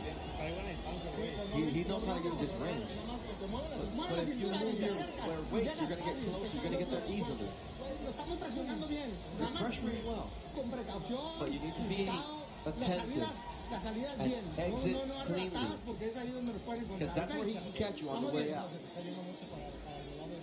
He's going a lot to the left, so you got to cut that exit out. Great work from Fernando Fernandez, who was assisting Erik Morales in that corner with those instructions. What do you think, Tim? Yeah, he told him right. You know, his objective is to close that distance from Bazinyan. You know, but he said, hey, he knows how to maintain his distance really well. You know, you got to tell him how to do it, what to do. Come behind that double jab. You know, start using that jab, doubling and tripling that jab to close the distance. Once you get there, you got to let those hands go. You can't allow him to tie you up, and you can't you can't pull back into range. You got to try to stay close to him, like glue. All right, Nice. Mark Kriegel was in the corner, and more than anything, it's his scorecard right now through 4. 39-37, Erik Bazinyan. Jaime Munguia is stronger, he's more powerful, he's a better athlete. When he gets off, you can see that Bazinyan feels it, but Bazinyan's a better boxer right now. Yeah, I mean, Bazinyan, he's using the jab again, but it's not power shots, man. You got to land those power shots. That's how you win fights. And the reality, Tim, you're coming to place that's friendly to Nice right Jaime hand. Munguia as Bazinyan lands a nice overhand right again. So you've got to make sure that there's no doubt. You don't want to go back to Canada saying, oh, what a nice straight right there from Bazinyan as he chops down on Munguia. He timing Munguia. He's timing that bouncing now. And Munguia, again, he's trying to be more elusive by moving his head side to side, but that's getting timed too by Bazinyan. Oh, uppercut up the middle by Bazinyan as well. And he's burying his punches now, Tim. Yes. Getting Oh, nice bury that. from Jaime Munguia. Big shot. Bazinyan took it well. And that's a tribute to his work in the gym. When you're in there with Archer Beterbiev, with Christian and Billy, with Osles Iglesias doing high-level sparring, it prepares you for moments like this. He doesn't fear Munguia. It doesn't look that way from what I'm watching. Good boxing right here. Just the legs again, picking up his feet, changing position. And as Munguia is trying to reposition himself, he's getting off on him. Tim, we talk about boxing. There's ways to use your legs to set up your offense, and that's exactly what Bazinyan is doing. Nice combination again from Bazinyan. I'm just going to tell you right now, Bazinyan has a ton of confidence right now. Munguia is going to have to do something to take that confidence away. He's going to have to land something significant to hurt him, and it has to be downstairs. He has to go downstairs and slow down those legs of Bazinyan. What do you think of him telling Erik Bazinyan that he's feeling a little tight? That he's what? He's feeling a little tight. Oh, that's not good in the shoulders area. Feeling a little tight. That's not a good thing. Means his timing is going to be definitely off if he's feeling tight. You got to be relaxed in there. Got to loosen up over the next 7 rounds of action here in our Top Rank on the ESPN main event. Let's listen in to the legend, Erik Bazinyan. You need to control this. You need to be confident. Come on, you can take over this fight. Keep your left in a great defensive position. Catch and then either throw a straight right or an uppercut. And I need you to throw 2 punch combinations. No more than that. Don't let him get near you. And don't let him take control and get momentum.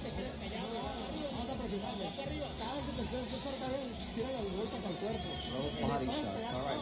Good combination here, Tim. Yeah, this is a great combination from Munguia. We need more of this right here. You see him just dipping right there, changing levels. You see the jab. He sees the jab comes out. He's moving his head, change levels again, and he comes up with that left hook and a right hand that follows. Just need to see a little bit more of that. You know, he's putting the pressure on. He's making the fight. Bazinyan's doing his best to outbox him, using his jab and movement to set traps for Munguia. However, is it enough? I don't know. That pressure. Judges like that pressure, man. And that's the question here when we look at Steve Moore, Dennis O'Connell, and David Sutherland. Are they appreciative of the come-forward action that Munguia is providing, or the excellent tactical and technical work of Bazinyan behind that jab? And there you see the body work of Munguia trying to break down Bazinyan. There it is again. That left maybe dipped a little low as the power punches landed in favor of Munguia by 20. Bazinyan, he likes his space. When you crowd his space, you see he doesn't do anything at all. Yeah. There's a nice overhand right, and now the momentum starts to shift towards Munguia. The Bazinyan jab was non-existent through the first minute of this round. Now he lets the crowd back into it. Nice combination there from Bazinyan. Good head movement right there from Munguia. Again, no, double body shot right there. Again, Munguia, this is exactly where he needs to be. He needs to be close, near the pocket, either all the way away from him or all the way inside to be able to land those body shots. And now Bazinyan is biting on the feints, Tim. He's biting on the feints, and again, he likes his space. He's a counterpuncher. He knows that he can't compete with him with that volume. He's not going to gas out. It's his first time going 12 rounds. He's unsure. Even with all the sparring and everything with Better Beard and Billy. Nice 1-2, follows it up with a 3. And this is where Munguia, when he puts numbers together, you start having trouble with the fighter out of Tijuana. Nice uppercut, too. Dips to the body first and then the right uppercut. You can't predict where all those punches is coming. And if you're not moving your head, or if you're not just closing the gap on them and bodying up with them to stop the action, you're going to get hit. You're going to get hit. Something's going to get through. I think the liver shots are going to make a huge difference in this fight in favor of Munguia. Already slowing down Bazinyan. You see that sets up shots over the top with the right hand. He's with a high guard. Julio Cesar Chavez next to him is standing up already. The legend commenting for TV Azteca. Getting excited like the crowd is here in Glendale, Arizona. And the chess match has now become a fight, Tim. Second half, told you it's going to heat up.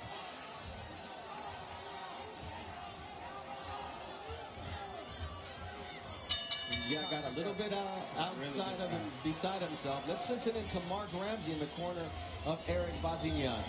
He don't win that round, you give to him. I don't want to see him that close. Tu le laisses de s'approcher en arrêtant d'utiliser ton jab. Cette fight-là, tu vas le tourner avec ton 1-2. Tu comprends bien ce que je te dis? Jab right, jab right. Le reste, c'est juste du management. Si il réussit à être proche, tu physical. Je veux pas que tu ailles te mettre pour rien. We play our fight. Remember what I told you about this fight. You're jabbing your right. You're jabbing your right. Big defense. Okay? Now we go back to the same tactic. Of course, you let him come right away. Allez, il commence à avoir la bouche ouverte au bord. Good defense. Good jab. Straight punches. Jab and right. Movement, jab and right. Defense. Come on. Straight punches, Tim. Do you remember what people used to beat Canelo? Straight punches. And that's what Mark Ramsey's asking out of Bazinyan. Yeah, I mean, straight punches. I mean, that's a straight line is the quickest to the target, right? Absolutely. And it's working. Super middleweight action here in Glendale, Arizona. Round 7 of a scheduled 12-round fight. Bernardo Osuna, the Hall of Famer, Tim Bradley, Mark Kriegel, coming to you live on ESPN. Glad you decided to spend part of your evening with us. So Bazinyan right now is fighting back because he's trying to protect right now his weakness. He showed his weakness in the last round. Now he's trying to protect it by keeping Munguia outside. The weakness is inside. Yeah, 23 knockouts in 32 fights, or 32 wins for Erik Bazinyan. Munguia 34 knockouts in 43 fights, and right now the body work from Munguia really making a difference in turning the tide. Munguia, he makes his opposition work so hard defensively, man, with his offense. You know, it somewhat provides momentary protection while raising his percentage of winning rounds. He's built his stamina up extremely well. Yeah, working up in Big Bear Yes. has been so important for him. He told us, look, the fact that I was with Freddie Roach at the Wild Card Gym before the Canelo fight instead of in Big Bear, nice liver shot there from Munguia, affected me in the Canelo fight. I didn't have the same wind down the stretch, and we saw that. Oh, nice combination. Right hook, left hook. Bazinyan back against the ropes. 1 minute and 20 seconds left here in round number 7. A long time for the Mexican fighter out of Tijuana to put in work. Good recovery from Bazinyan. That shows you that he's in tip-top shape. And he's here to win the fight. Big shot right there from Munguia. Got the crowd on their feet, Tim. You see Munguia now trying to recharge. He feels that Bazinyan has recovered. He's not going to take a chance. Nice counter left from Bazinyan. Bazinyan is saying he's here to fight. He's attempting to land something big on Munguia. And Munguia now needing to recover. He needs to recover, yes. After that salvo of punches. Oh, don't worry. He's going to come back. Oh, right hand from Bazinyan. Yeah, Bazinyan woke up after those shots from Jaime Munguia hurt him. And now he's coming back with a 1-2 straight shots. Make it 3. That shows you he's not here to lay down. He's here to win. Jaime Munguia back in Big Bear for this fight, but that jab came straight from Montreal and landed at its destination, right on the chin of Jaime Munguia. I thought it was a great response from Bazinyan. Great shot, but even greater response from Bazinyan. Nice counter from Bazinyan. Now another left hook from Jaime Munguia. Says, you're not going to steal this round from me. Great action. That's right. The fans are on their feet here. Armenians, Mexicans, and Tim, let's take a look at that combination from Munguia. Oh, yeah. Starting off that jab. Oh, he kind of hesitated with that right hand. Shot the jab out there. Bing. Go ahead and take that. Then right hand turned it right over. Bazinyan was looking for the uppercut, had that lead hand down, and then slapped him with that hook. Beautiful shot right there. You can see he was buzzed. His legs locked up a little bit right there. But, man, that small little hesitation. Next round. And here's the shot right here by Bazinyan. And then you rolled it a little bit right there. Good experience from Munguia. Saw the shot coming, deflected that shot, missed that shot. Nice follow-up right there from Bazinyan. But he rolled to take some of the steam off that punch. Tim, what Good stuff right there from Munguia. impressed me the most, after the right hand from Jaime Munguia, he actually hit the glove of Bazinyan. Bazinyan hit his own face with that glove. So, I mean, as long as you get hit your face. Yes. All right, round 8, scheduled for 12. Starting to heat up here in the Desert Diamond Arena. It's been 113 days, over 100 degrees out here. Finally, that was snapped on Tuesday, but the action is hot here inside the ring with Jaime Munguia and Erik Bazinyan in round 8. High stakes fight, both ranked number 2 by different sanctioning bodies. Munguia, former champion, has been in against Canelo, but the dream is another title fight. Munguia looking to set up that left hook. That's what he wants. That left hook up top. He used that stab jab just a minute ago. That last round. Whoa, good right hand from Bazinyan. Coming right back. Just standing his ground, standing in position, ready to strike. That's all he did. He didn't do anything special. And he allowed Munguia to walk into it. Nice body work from Munguia. This is high level. It's a high level chess match. Yes, it is. For the crowd chanting Munguia's name. Let him go. Bazinyan may be alone in the ring, but he's all he needs right now. Yeah, but nice right hand. And he kind of hesitated with that as well. It wasn't a 1-2 where it just comes out, boom, boom. It was like boom, boom. He shot the jab out there. Located the head, then shot the right hand down in there. Tim, we're talking about changing the pace. You can't become predictable. That's exactly what Bazinyan has been able to do here over the last 2 rounds. That's a nice jab. Keep Munguia off of him. But where Bazinyan, if he doesn't win this fight, he's going to go back and he's going to be a little disappointed. Because, good right hand.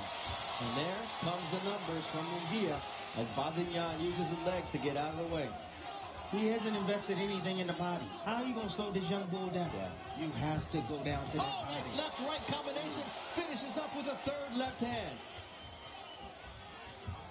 Munguia is gaining more and more steam as the rounds go on. And Bazinyan is losing some of the steam on those punches. The difference, but he's still letting them go, though. The lack of body work. Munguia still able to throw at full strength. Exactly. You go down to that body, you're going to take something away. Oh, he looked like it was on the belt line, maybe a little straight. He didn't complain, though. Bazinyan didn't. I'm impressed by Bazinyan tonight. His resolve, his boxing skill. But you have to be that way if you in Mark Ramsey's gym. Yeah. He got killers in there. That's all he got. And Mark Ramsey wouldn't work with him if he didn't believe he had it within him. And he's let Munguia back in this fight.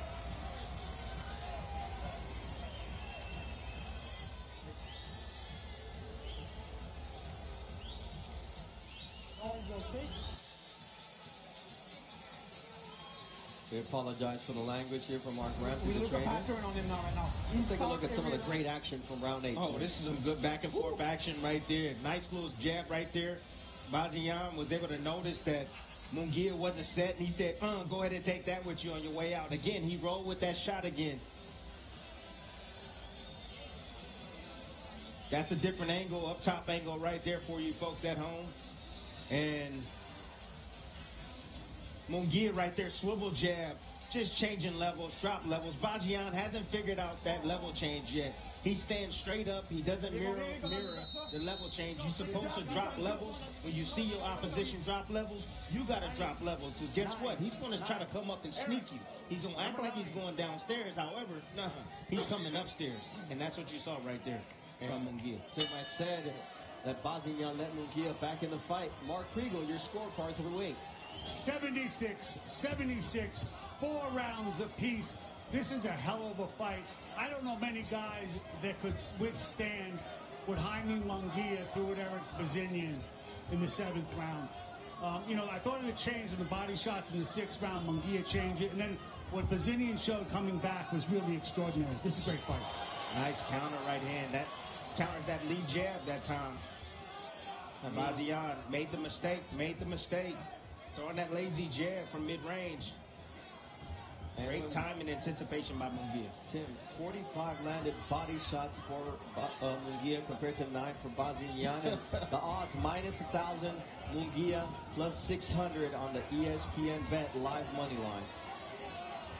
And it started at minus 14 for Munguia, so the odds moving towards Bazinyan, who's competitive in this fight, as Mark alluded to, 76-76 through 8 rounds.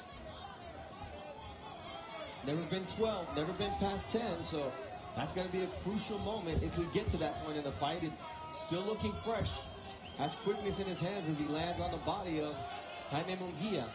But it's jabs and straight shots, not those digging liver shots that we've seen from Munguia. And he landed the right hand, and you can see what the effect it had on Munguia, because Munguia now was moving back, trying to catch his wind. That right hand had some effect on him down to that body. This is maybe a layoff round for Munguia. Yeah, and then you're going to get caught with 1-2s by Bazinyan. No rest for the weary, says Erik Bazinyan, the unbeaten fighter. He's laying off this round. He's looking to catch his second win in the 10th, 11th, and finish strong, possibly. We talked about him not having that wind for the fight. Both fighters land right hands. Yeah, those exchanges are dangerous, man. Those 50-50s, both men head is on the line. They throwing right hands at the same time. It's extremely dangerous. A lot of knockouts occur mid-range with right hands, both men exchanging right hands. It was a nice stick from Munguia as Bazinyan landed a jab of his own. There's the body work from Munguia. The first warning for a borderline shot from referee Thomas Taylor. Straight right from Jaime Munguia. Really trying to steal around. Yeah, he's attempting to steal around, and he's bringing that pressure. And Bazinyan has went southpaw. Told you he had that in his bag of tricks. I don't know if it's a smart thing to do right now. But he's trying anything right now to offset Munguia in his approach. Touch behind the head from Jaime Munguia brings a warning from Thomas Taylor. 9 rounds in, and this fight is competitive. Are you feeling good? We need to pressure this round. This fight is close. We're going to pressure him. Go to the bottom.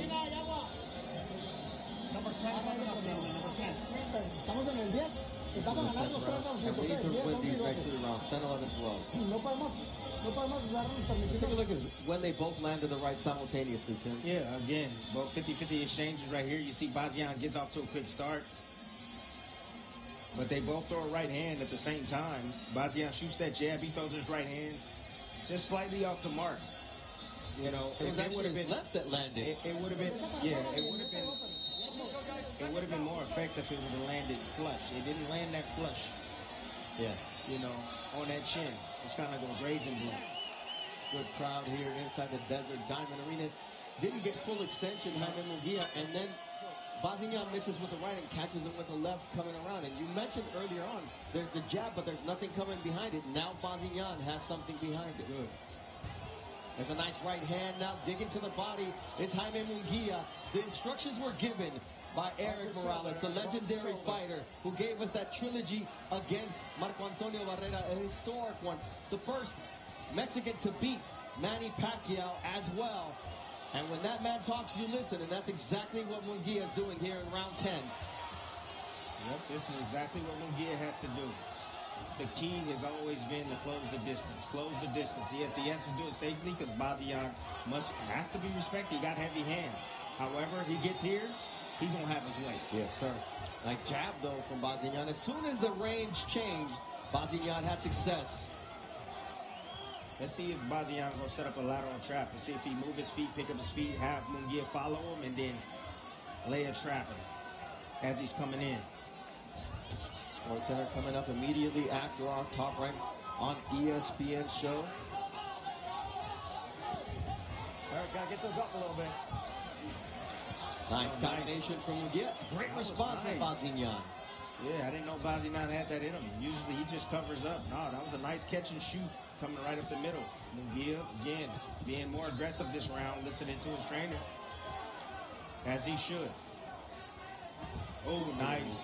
You see him how he set that up off that rotation, rolling underneath, putting all that weight onto his front leg to come with that left hook.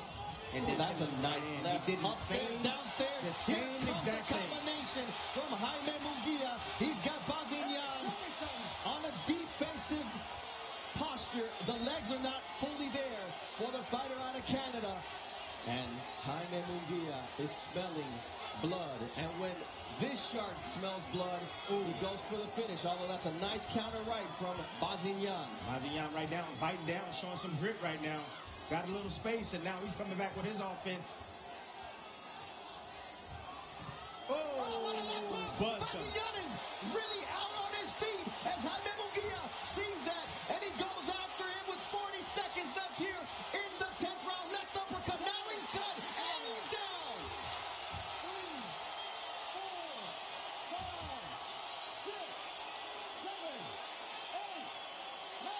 The fight is over. The fight is done. Jaime Munguia has done it. He's on the turnbuckle because tonight he passed a huge test against Erik Bazinyan, who came in with resolve, who came in with skill, who came in with a plan, who came in with a jab, and was out with a beautiful shot that cut him and finished him.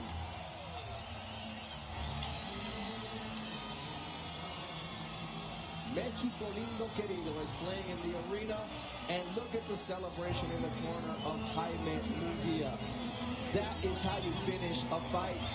Cut over the right eye is Erik Bazinyan, and Tim, what a performance. We asked, what did he learn from the Canelo loss? That's the answer. You're exactly right. He managed, again, his energy. He stepped on the gas at the right time. He pressed forward. When his trainer told him to press forward, he listened to him. And again, I told you, he had to cut the distance. That was the only way. And when he cut that distance, you saw how Bazinyan didn't like it. He did his best to try to keep his distance. However, that firepower, those combinations are lethal. And it's tough for anybody in his weight class to deal with that type of firepower. All right, Tim, we're going to take a look at how it started, and then we're going to take a look at 4 shots of how it ended. This was a punch that hurt Bazinyan. Again, those level changes. Nice little level change to get himself on the inside. Here's the follow-up shot. Nice swivel jab, following up with another jab and a right hand. He knew he had his man hurt right here. He felt him fading little by little each round. Bazinyan tries again to commit with some offense, but got caught in between. That nice little catch and shoot from Munguia caught him right on the money. Here it is on the inside. Bazinyan goes up. You see Munguia sitting down on that lead leg. Timed that left hook. Saw that opening. And this is the rest is history right here. He knew he had his man hurt, and he just knew he went for the finish, and that's all she wrote.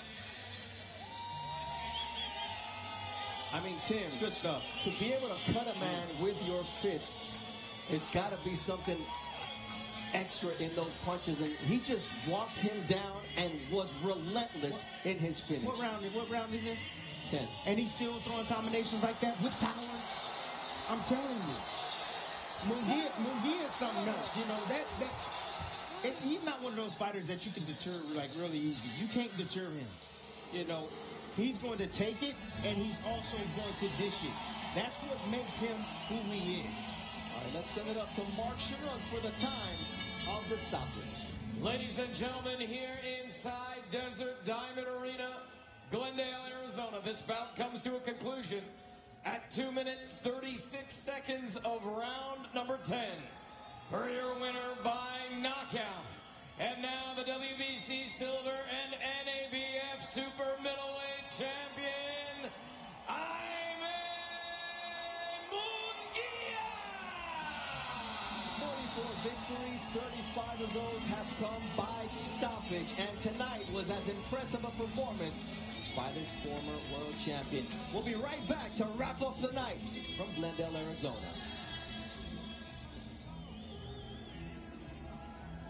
The Bush Guide, cold and smooth survival skills. Hello? Should you become stranded, be ready to signal rescuers. How long have I been? 12 minutes. Head for the mountains. Welcome to AutoZone. What are you working on today? Hi, my check engine light's on. Let's see what our free fix finder service says. And if you need help, we can refer you to a shop. That's an easy fix. This tiny home trend, not for me. Now this is more like it. The same goes for my footwear. So I went hands-free with wide fit Skechers slip-ins. Just step in and go without bending down or touching my shoes. Wide fit hands-free Skechers slip-ins. I am Optimus Prime. Come on. Woo! This is awesome. Roll out.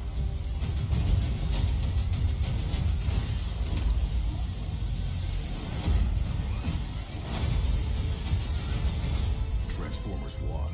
Now playing only in theaters. Rated PG.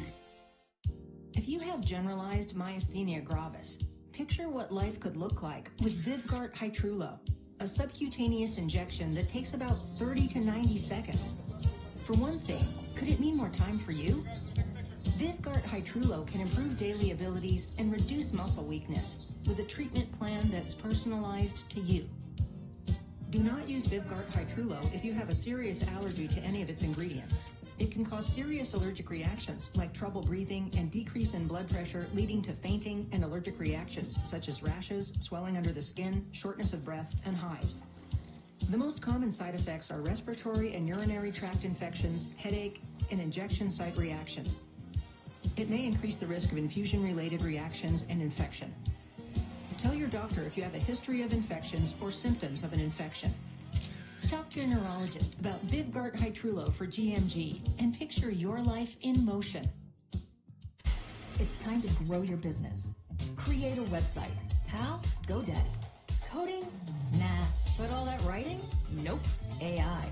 Done. Built. Let's get to work. Create a beautiful website in minutes with GoDaddy. Open your eyes. You deserve better from your phone service. At Total Wireless, we're fixing that. No more hidden fees. No more surprises on your bill. You deserve to get it all, and that's exactly what we'll give you. Find your local store at TotalWireless.com. Sports Center coming up in moments. Dan Verrett, Linda Cohn will have a battle of unbeatens in college football, plus some big-time NFL injuries. And the latest from the baseball playoff races and more ridiculousness from Shohei Ohtani. Great. Wait until you see what he did Friday night. That's coming up. Back to Bernardo now. Wrap up fight night in Glendale. Hey, Stan. Well, a great performance from Jaime Munguia, tested by Erik Bazinyan. 10 rounds, 2 minutes, 36 seconds is when the knockout came. We'll see you next week from the theater at MSG. For now, if you want to hear the interview with the champion, State of Boxing on ESPN+. And for now, we send it back to Stan and Linda for Sports Center from Los Angeles.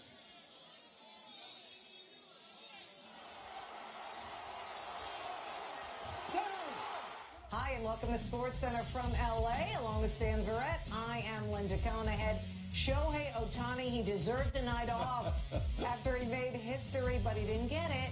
Plus NFL injury news. Fantasy team owners need to know. All right, but let's get started with some Friday night college football. Compelling matchup of undefeated teams. Both Illinois and Nebraska 3-0 entering Friday. Both winning so far with stingy defenses. The Illini giving up just 9 points per game. Huskers have limited their opponents to just 7 points per game.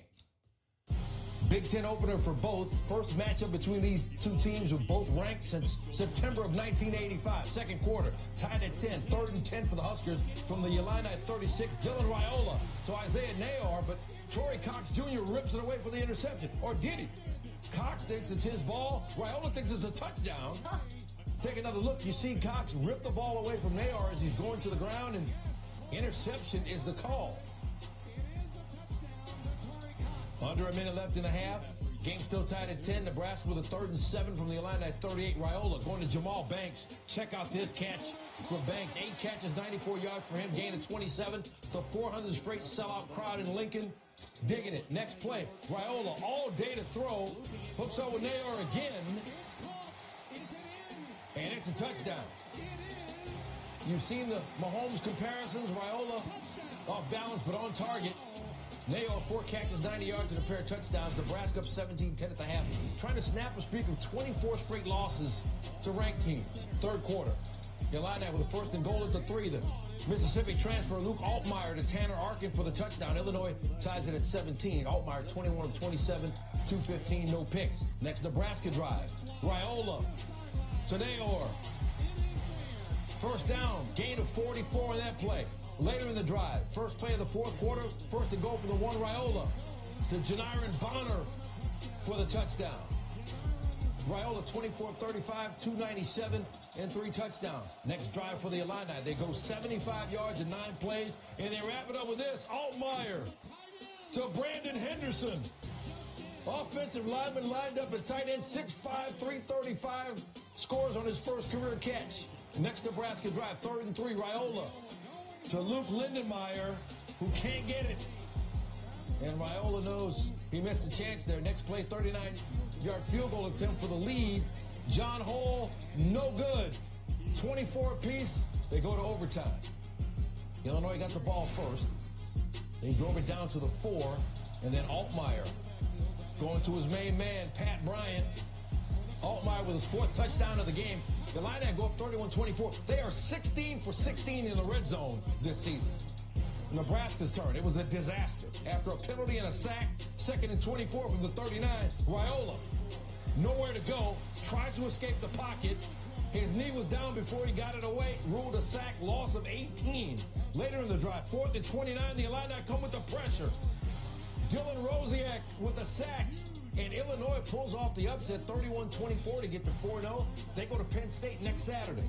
I'm not going to downplay it. You beat Nebraska at Nebraska in a ranked game, and nobody else thought. I think all you guys picked against us, right? So I think that's just. I think our guys love that, right? Like I think the ability to overcome and persevere. I saw Luke run wide open, and I don't know. I missed a throw, win the game, and I mean that was our chance to go win the game. So.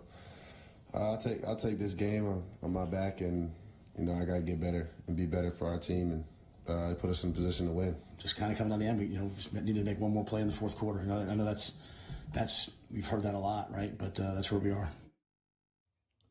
So that streak against ranked teams continues for Nebraska. They've now lost 25 straight games against top 25 opponents. Friday, they couldn't get out of their own way. Their offense was slowed down, and their penalties were huge. They had 9 that led to 89 yards in the wrong direction. Huskers also saw their yards per play drop by more than a yard as opposed to their first 3 games of the year. The 50th for Otani. He's in a world of his own. Back it goes. Shohei Otani starts the 50-50 club. The greatest day in baseball history.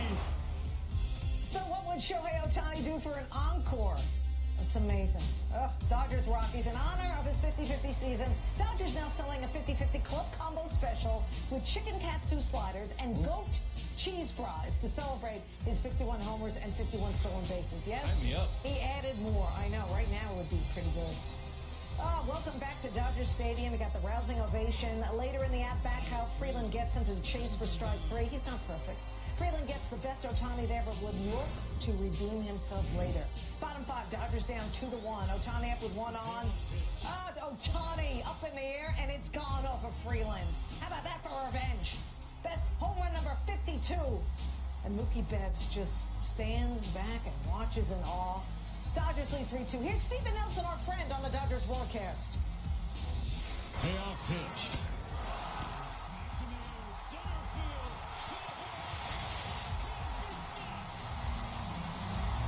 It continues Otani's historic season. Bottom of the 7th, Dodgers now lead 4-3. Otani is on first. He's not done. He breaks for second. And of course he's safe with no throw. That's his 52nd stolen base of the season.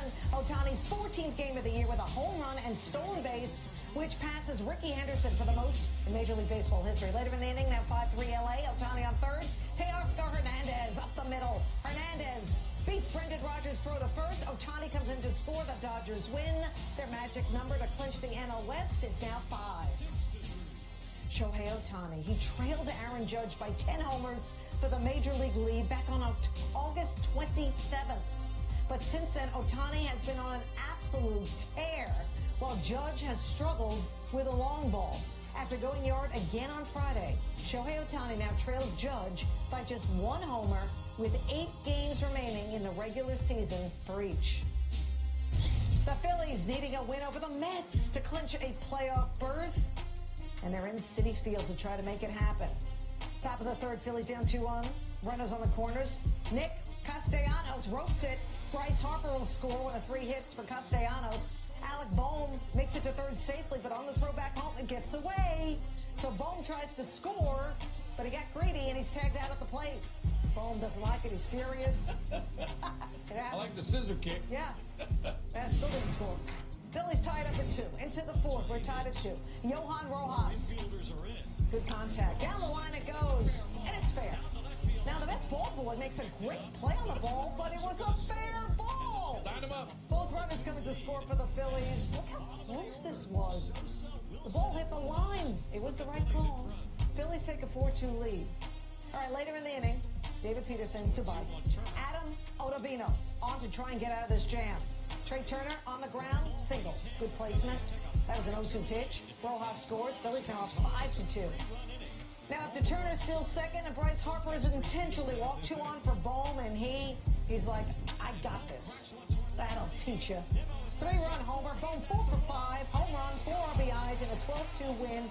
The Phillies clinch a playoff berth. A subdued celebration for sure.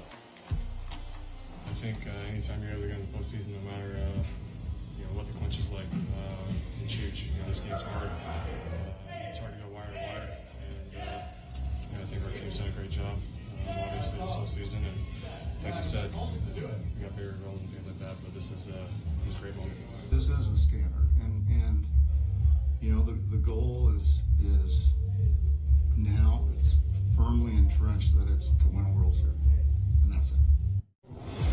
All right, so the Phillies are heading to the playoffs for the 3rd straight season. Time for their 2nd longest such streak. in franchise history, and they did it in impressive fashion. Their 10-run victory, tied for the 4th largest win by a team that clinched a playoff spot that day over the last 15 seasons. Now, the Phillies' magic number to clinch the NL East is just 1, and you can bet there'll be a big celebration on that one. Oh, yeah. Race for the third AL wildcard getting tight with 9 games to go. Entering Friday, the Twins and Tigers are tied at 80 and 73. The Red Sox trying to stay in the 2, but running out of games. They were at home hosting the Twins. Picking up top of the 3rd, game scoreless, run on first. Byron Buxton up. Well hit. Jaron Duran, well played into the monster. Kind of banged his shoulder, but he was okay. Another look at that grab. Let's go bottom 9 now. Tied at 1. Run on first and 3rd. 0-2 count for Wilbur Abreu. And he's out. Louis Varland got out of the jam. They went to extra innings. Bottom of the 11, still tied at 1. Runners on 2nd and 3rd for Boston. Scott blew it with a high fastball. Blew it by Tyler O'Neill. Threw away. Next batter, Tristan Casas. Blew it by him, too. And it's on to the 12th. Top half runner on 1st and 3rd for Trevor Larnach. Chopper deflected by the pitcher, Cooper Criswell, who's 6'6". Run scores. Twins take the lead 2-1. They added 2 more to go up 4-1. Bottom 12 now. Red Sox with 1 run in at 4-2. Trevor Story struck out. Twins with 20 strikeouts by 9 pitchers, most in franchise history. They're a game up on Detroit for the final AL wildcard spot now.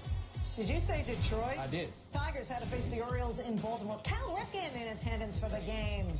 Bottom of the 1st, no score. Gunnar Henderson up to bat. Henderson wants to impress. It's deep. Parker Meadows and Kerry Carpenter both there.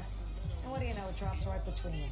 You got to communicate. Henderson gets the 2nd. They already know that. Costly mistake by the Tigers. They know that as well. Couple of batters later, 2 out. Anthony Santander. No doubt about this one. It's a goner. That error haunting the Tigers. Santander's 43rd homer of the season. Orioles up 2-0. Ugh. Bottom of the 2nd. Same score. Colton Cowser up to bat. Cowser. He's impatient. First pitch. Deep and gone. His 21st homer of the season, his first since August 29th, ending that 17-game drought. Orioles lead 3-0. Bottom of the 4th, runner on first, James McCann up to bat. McCann looking for contact. He's got it. It's deep. And that's headed to the bullpen for a home run. Making the catch with his hat is CNL Perez. Perez has been known to do that all throughout this season, and he makes another hat catch there. That should be a tough play. Orioles lead 5-0. Bottom of the 6th, nobody on. No outs. Cowser. He's like, I'm not finished. That's gone. His 2nd multi-homer game of the year. Orioles up now 6-0. Later in the inning, 2 outs. McCann. Boy, just having a field day. Another homer for McCann. First time since June 19th of 2021 that the Orioles had 2 players with multiple homers. McCann breaks the hydration station as the Orioles win 7-1. Is that what that is? All right, they're drinking water, right? So, we think. We think. The race for the final wildcard spot is a 3-team battle between some AL Central foes and the Mariners. The Twins have the inside track heading into the final week, and they hold a 1-game edge on the Tigers and hold the head-to-head season series. Football news. Let's look ahead to Sunday after the Friday injury report from the NFL. Justin Herbert is on it. Got a high ankle sprain in his right leg, and he walked with a limp after speaking with reporters on Friday in Charlotte. Chargers practice there this week. Herbert officially listed as questionable for Sunday against the Steelers. Thankfully, it's only Friday. I think that's something that we'll continue to do, and we'll do everything I can on and off the field to make sure that I'd be available, and I guess that's something that is yet to be decided. What's the pain level for you right now? It's not great. It is what it is, and it's all about getting treatment and going in there and making sure that it's at its best and doing everything I can to limit the swelling, limit the pain, and just keep things moving forward.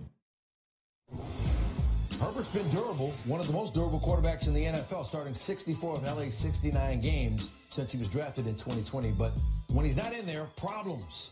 Other Chargers quarterbacks have managed only 107 passing yards per game and 1 win in the last 5 seasons. Hey, there's a chance Jordan Love could be back under center for the Green Bay Packers when they face the Tennessee Titans. Love practiced Wednesday for the first time since suffering that MCL sprain in the season-opening loss to the Eagles. His practice time was limited as well on Thursday and Friday. Coach Matt LaFleur calling it a game-time decision. Rob Domofsky has more. There's more than one aspect to Jordan Love's return from his Week 1 knee injury than just receiving medical clearance, although that's the first step. Even if doctors clear Love to play in Sunday's game in Tennessee, he has to feel confident in his ability to not only perform, but to protect himself against re-injury. For a quarterback, that means being mobile enough. Said Packers coach Matt LaFleur, I think there's definitely a lot that's up to him. You don't want to put that on somebody, but certainly he's doing everything he can in his power to be out there. Quarterbacks coach Tom Clemens put it more succinctly, saying that Love, quote, has to feel physically right in order to play. This much we know. Unlike last week when Love didn't take a single rep in practice, this week he was an everyday participant, albeit on a limited basis. In Green Bay, Rob Domofsky, ESPN. Well, plenty of other offensive players looking to be on the mend heading into Week 3. Bengals receiver T. Higgins is questionable for a Monday night clash with the Commanders. Former teammate Joe Mixon doubtful with an ankle for Houston. So is tight end George Kittle, as his hamstring had him limited in practice for the Niners. And Eagles wideout A.J. Brown is out against the Saints, Stan. That's big. That's good for you. With his hamstring strain, not for him, though. We got NBA news, too. Joel Embiid and the Sixers agreed to a 3-year extension to his contract that will add an additional $192.9 million to that deal. In total, it'll keep Embiid in Philly through 2029 and pay him nearly $300 million. Embiid said Friday, Philadelphia's home, and I want to be here for the rest of my career. Just have to stay on the floor. A lack of availability has been a constant question mark for him. With the Sixers, he's played in just 54% of their regular season games in his first 10 seasons in the NBA. He's the only former league MVP to have never made the conference finals. Philly hasn't been to the conference finals since 2001.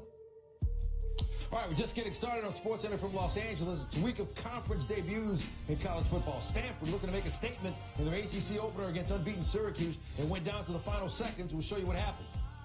Tennessee head coach Josh Heupel returns to his alma mater to face an Oklahoma team hungry for its first ever SEC victory. Marty and McGee weigh in. And after a dazzling rookie season, Sparks forward Rakia Jackson joins the show to discuss that and look ahead to the WNBA postseason. All ahead on SportsCenter from LA.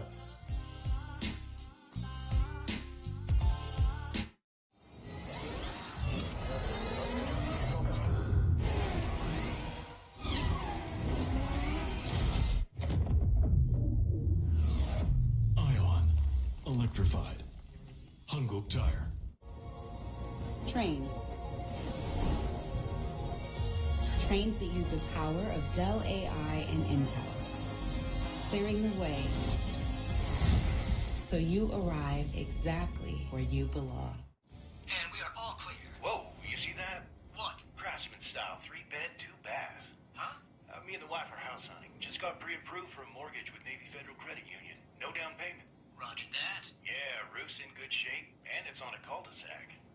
Get 100% financing from a top VA loan provider. Bank left. There's another listing on Walker Road. I think it's got a hot tub. Proudly serving the entire military community. Navy Federal Credit Union. Our members are the mission. I like to know what my patients are experiencing, putting myself in their state of mind. So it's exactly what we'll do. Did you just take a patient's drugs? Feel how they're feeling, think how they're thinking. You took a patient out of the hospital on a motorcycle. We're close to a breakthrough. Have you lost your mind? There's a method to my madness. You don't understand. You don't understand. I will help her. That is my responsibility. That is my job. Brilliant Minds, Monday on NBC and Peacock.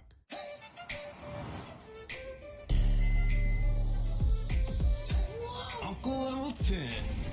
Recode your future with a tech-forward and tech-ready Lexus NX.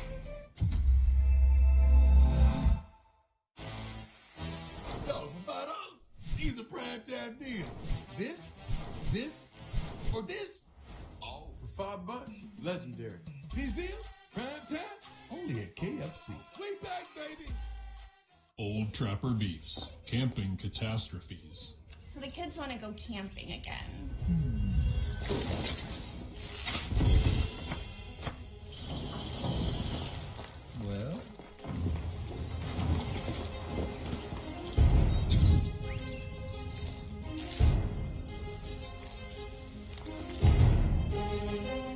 Yeah, let's go camping.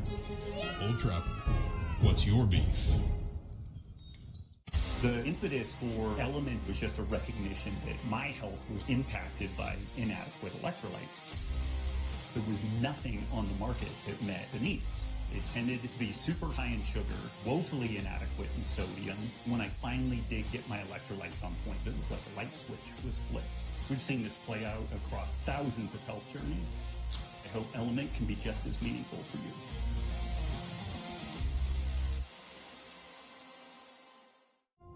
Jameson, a famously smooth whiskey from a famously big family. Meet Jose. This could be one of us. Even when he shows up uninvited, he's never empty-handed. You see, he's nearly as smooth as our whiskey.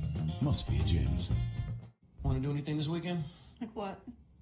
My concert on Friday is now 60% off.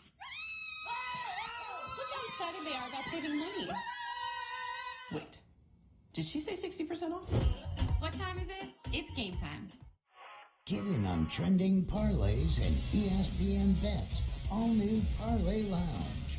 Plus, as the official sportsbook of ESPN, it's the only place to find exclusive parlays and offers from your favorite ESPN shows and personalities. Download the ESPN Bet app today. Week 4 of the college football season continues Saturday with a lot of key matchups that could shake up some playoff hopes. First up, a much-anticipated debut from Arch Manning. He makes his first career start against Louisiana Monroe for the Longhorns. Manning had 5 total touchdowns in relief of injured starter Quinn Ewers last week. Meanwhile, in the Big Ten, USC will take on Michigan for the first time as conference opponents. They bet 10 times previously, including 8 times in the Rose Bowl. Alex Orji takes over at quarterback, hoping to jumpstart the Wolverines' offense in his first career start. In the Big 12, we have a battle between more experienced quarterbacks, Cam Rising of Utah and Alan Bowman of Oklahoma State. They've combined for 59 collegiate starts entering Saturday, both teams 3-0 entering their conference opener. And Oklahoma makes its SEC debut against Tennessee Saturday. Tennessee head coach Josh Heupel was a starting quarterback for Oklahoma in 2000.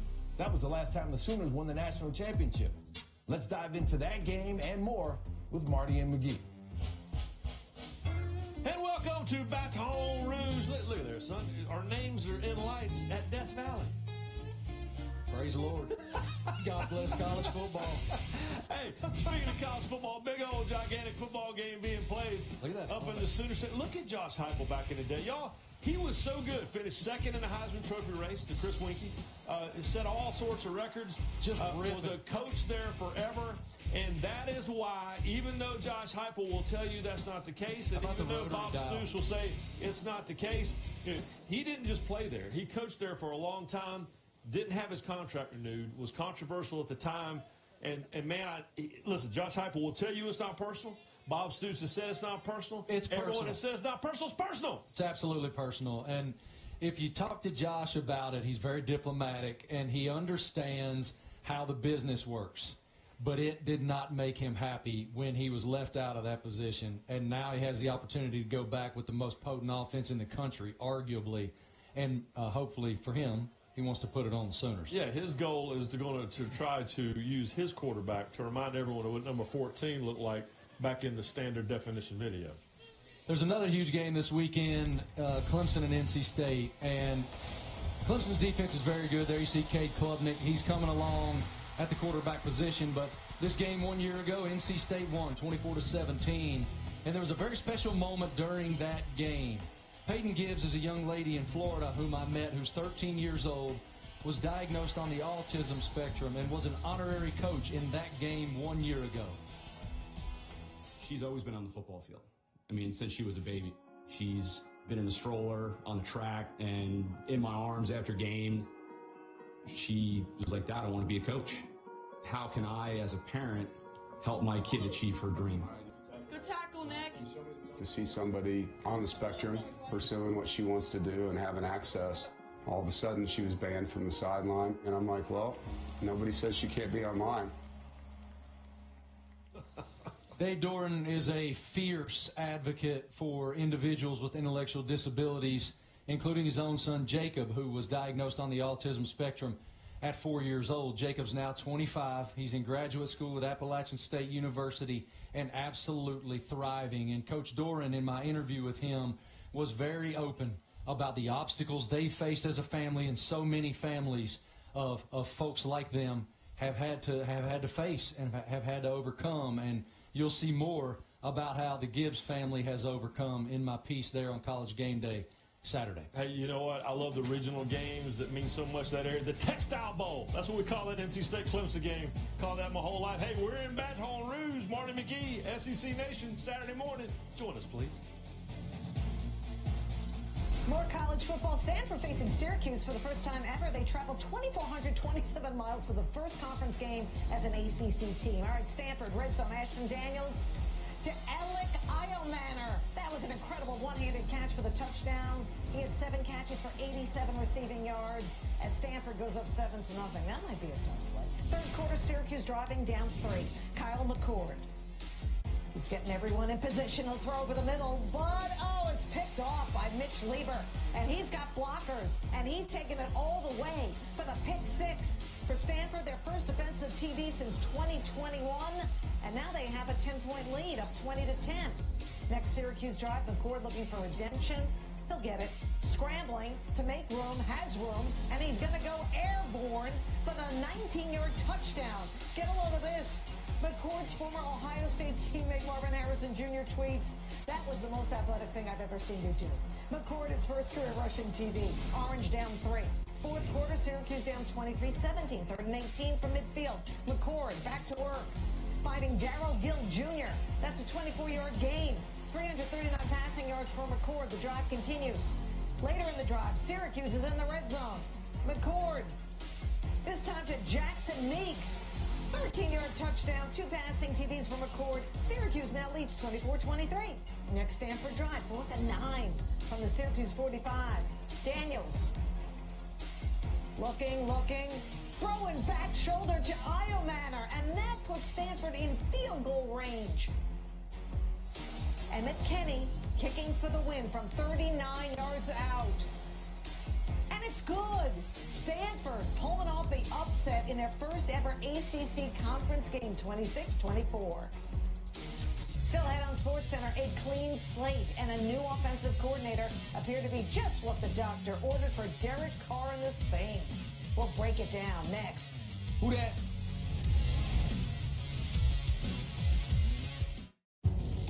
D16, yellow, 127. Wait, are we playing Transformers? Yeah, this guy's got a cannon for an arm. Hut.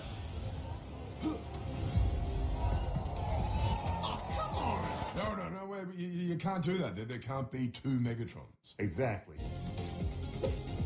There can only be one. Stop it, man. You don't always get to be Megatron. Please, you're D16. Well, technically, D16 is Megatron. Megatron and Optimus are sworn enemies. Why are you even on the same team? It's complicated. It's an origin story. This is Transformers 1, so it starts at the beginning. There's no robots in disguise. Exactly. Hey. Oh, hey, Scarlett. Hi, Scarlett. What are you guys doing? Just playing with our Transformers. I love Transformers. Let's play. Say hello to Alita 1. Let's do this. Hut. Yeah. Oh, yeah. Let's go. Woo-hoo! Transformers 1. Rated PG. I found the perfect one. Oh, finally. We have been here all day. With Treadwell, I got the perfect tires using the same expert advice you'd get at a discount tire store. They grow up so fast. Get your best match in 1 minute or less with Treadwell by Discount Tire. Let's get you taken care of. Something about small towns. You have to be who you are. I'm Carl Oberg, Chief of Police. How are your murders? Unsolved. Everyone confesses sooner or later to somebody. I just thought there might be something you'd like to tell me. Well, you thought wrong, Sonny. I can always tell when somebody's lying to me. Murder in a Small Town. Series premiere this Tuesday on Fox. Some people want double the chicken, slow roasted in a burrito with crisp, fresh purple cabbage. Some people don't. And some people are wrong. The Cantina Chicken Burrito, only at Taco Bell. this mountain. I've got friends, teammates, and some doubters too. That's okay. Don't let the world tell you who you are. My ED definitely made me feel broken. It would work, then it wouldn't work. Prior to HIMS, I was taking an as-needed dose, so we would have to plan. That takes the romance completely out of the relationship. HIMS was a fantastic find. The low-dose Bailey has given room for spontaneity in our relationship, and that is golden for us as a couple. Get treatment for ED with doctor-trusted medication. Get started today at HIMS.com. Honey, you were so right. I listed this in less than a minute. I told you listing on Poshmark was quick and easy. Oh, I sold my black tote and my slip dress. Let's go get mani-pedis. Ooh, thanks, Mom. Thanks, Poshmark. Want extra cash? It's easy with the Poshmark app. Download to start selling today. Linda, I am deathly afraid that I might be jinxing it. Oh, no. Well, let's talk about the Saints' explosive offense so far this season under the new coordinator, Clint Kubiak. They've scored 91 points, tied for the fourth most through 2 games in NFL history. They've had 14 drives started in the first 3 quarters of the season. They've scored on all 14, 10 touchdowns, 4 field goals. They've scored on all 15 offensive drives Derek Carr has played this season. That's the longest streak by any quarterback at any point in a season since at least 1978. Whoa. Play action's been working. They've changed their approach. The Saints utilized play action at the lowest rate in the NFL last season, just 13% of their dropbacks. They've used it 51% of the time to start this season, 65% Sunday in Dallas. Derek Carr threw for a career-high 205 yards off play action against the Cowboys, including both of his touchdowns. How about Alvin Kamara? He's in his prime, averaged 4.2 yards per rush before contact Sunday, averaging 3.9 yards per rush before contact last week, his top 2 averages over the last 4 seasons. Kamara leads the NFL with 5 touchdowns. No other player has more than 3. Nick Sirianni understands the challenge for the Eagles Sunday in New Orleans. They've been explosive. They got good playmakers. Derek's playing really good. And, again, a lot of respect for this offense and what they've done and, these last 2 weeks. And so it's definitely going to be a challenge. Odds makers are taking notice. Yep. Entering the Week 1 matchup, New Orleans was plus 400 to win their division. But after scoring 91 points in 2 games, those odds now sit at plus 150.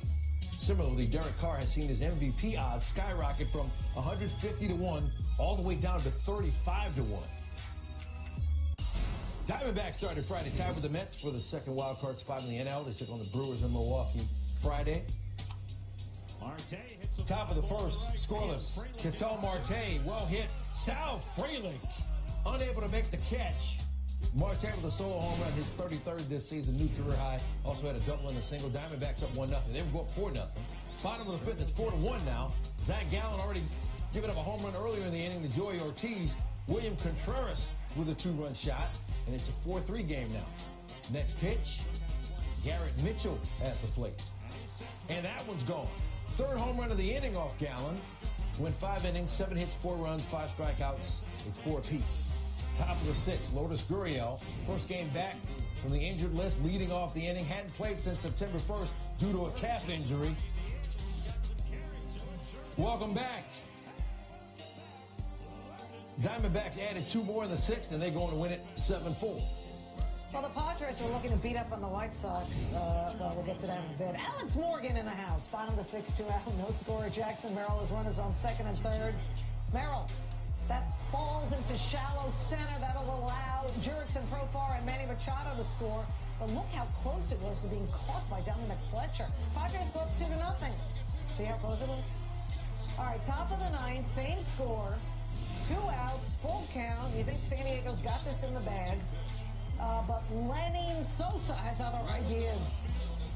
Ties up the game with a 2-run homer off of who else? Robert Suarez, his 6th blown save of the year. He's got 3 blown saves in his last 6 chances.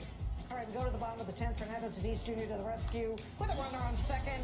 That's okay. It'll get down. The run will score. Tatis, his 2nd walk-off hit this month. Padres' 10th walk-off win of the season. Tied for 3rd most in the majors. Braves 2 games back for the 3rd and final wildcard spot on the NL heading into Friday night's game against the Marlins. Bottom of the 1st, Charlie Morton pitching to Jake Burger with 2 runners on.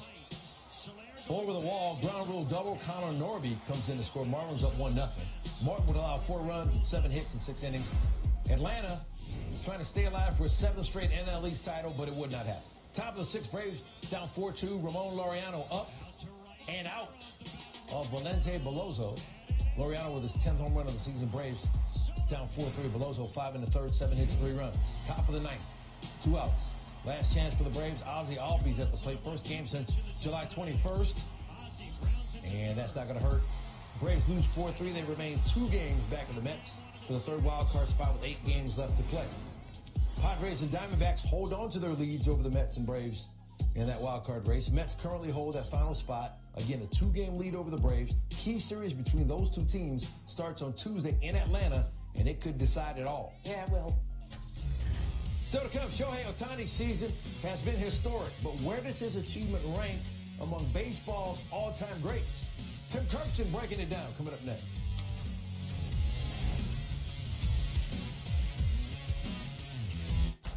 Aaron, you're 21 years old. I know everyone sees a football star, but you're just a baby. You don't know who you are. No way. I'm a demon. FX's American Sports Story. Aaron Hernandez. All new Tuesdays on FX. Stream on Hulu. Hi, I'm Steve Ballmer. I spent 34 years growing Microsoft, 10 years owning the LA Clippers basketball team. I love computers, I love data, and I love facts. That's why I started USA Facts, and why we're unveiling a video series on the big issues that impact America. And no, don't worry, I'm not running for office. The more we know, the better voters we can be. So I'll deliver you the facts, straight up, and you make up your own minds. On Chewy, save 35% and shop all your favorite brands. For any taste or any diet, at prices you love, delivered fast. For low prices, for life with pets, there's Chewy. The Wild Robot is 100% fresh on Rotten Tomatoes. Hello. Find that, woo inside you. Je work on that. The Wild Robot, rated PG, in theaters September 27th.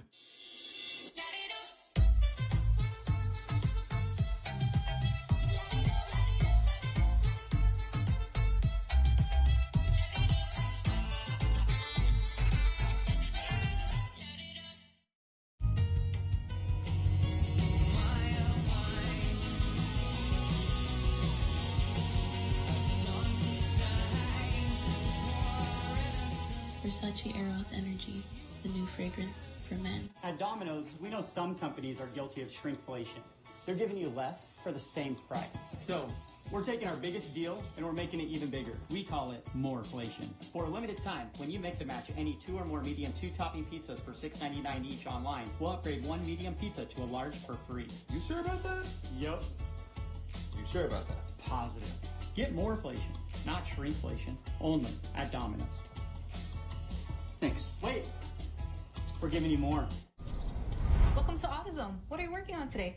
My car is starting kind of slow. Let's see. Just needs a charge. It's free. Are you sure it's free? Positive. Okay, Limu, you said it. Then as I spike it, I'll tell them how Liberty Mutual customizes car insurance, so they only pay for what they need. Got it? Did you get that? Only pay for what you need.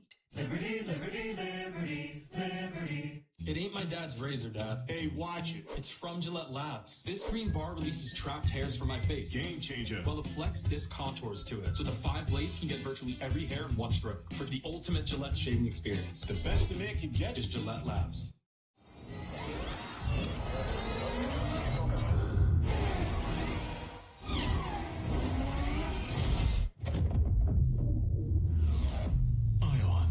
Electrified. Hanguk Tire. Welcome back to Sports Center from Los Angeles. Thursday was a big night for Shohei Ohtani. 6 hits, 3 homers, 10 RBI in the first 50-50 season in baseball history. But it was also a big night for the fan who caught that 50th home run ball. It was authenticated beforehand. It could be worth hundreds of thousands of dollars, and so far that fan has not returned the ball. Linda, would you return it? Only for the right price. I'm not crazy. In the meantime, it is truly hard to put into words the incredible accomplishment by Shohei Ohtani in his first season with the Los Angeles Dodgers. So we let our baseball historian Tim Kirkshin, with his wide vocabulary, put this historic milestone into perspective. 50-50. The numbers, the expression, 50-50, suggests doubt, apprehension, a coin flip. Not with Shohei Ohtani. Not when it comes to home runs, stolen bases. The 50th for Ohtani. Greatness. Shohei Ohtani starts the 50-50 club. The most remarkable player in baseball history became the first major league player to hit 50 homers and steal 50 bases in one season. First pitch. 40-40. Look at a grand slam. No way. He is one of 6 to go 40-40, including Ronald Acuna Jr. last season at 41-73. There he goes. He's got another. Third stolen base of the game for Shohei. No player in history has ever gone 50 homers, 25 steals. Willie Mays and Alex Rodriguez went 50-24. 34 times a 50 home run hitter has stolen fewer than 10 bases in those seasons.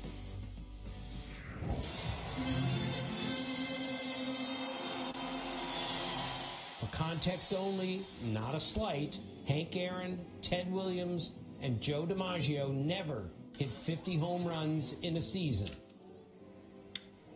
9 members of the 500 home run club never stole as many as 50 bases in their careers. There he goes. Not in time. And again, different time, different game. But DiMaggio, one of the all-time greats, stole 30 bases in his career.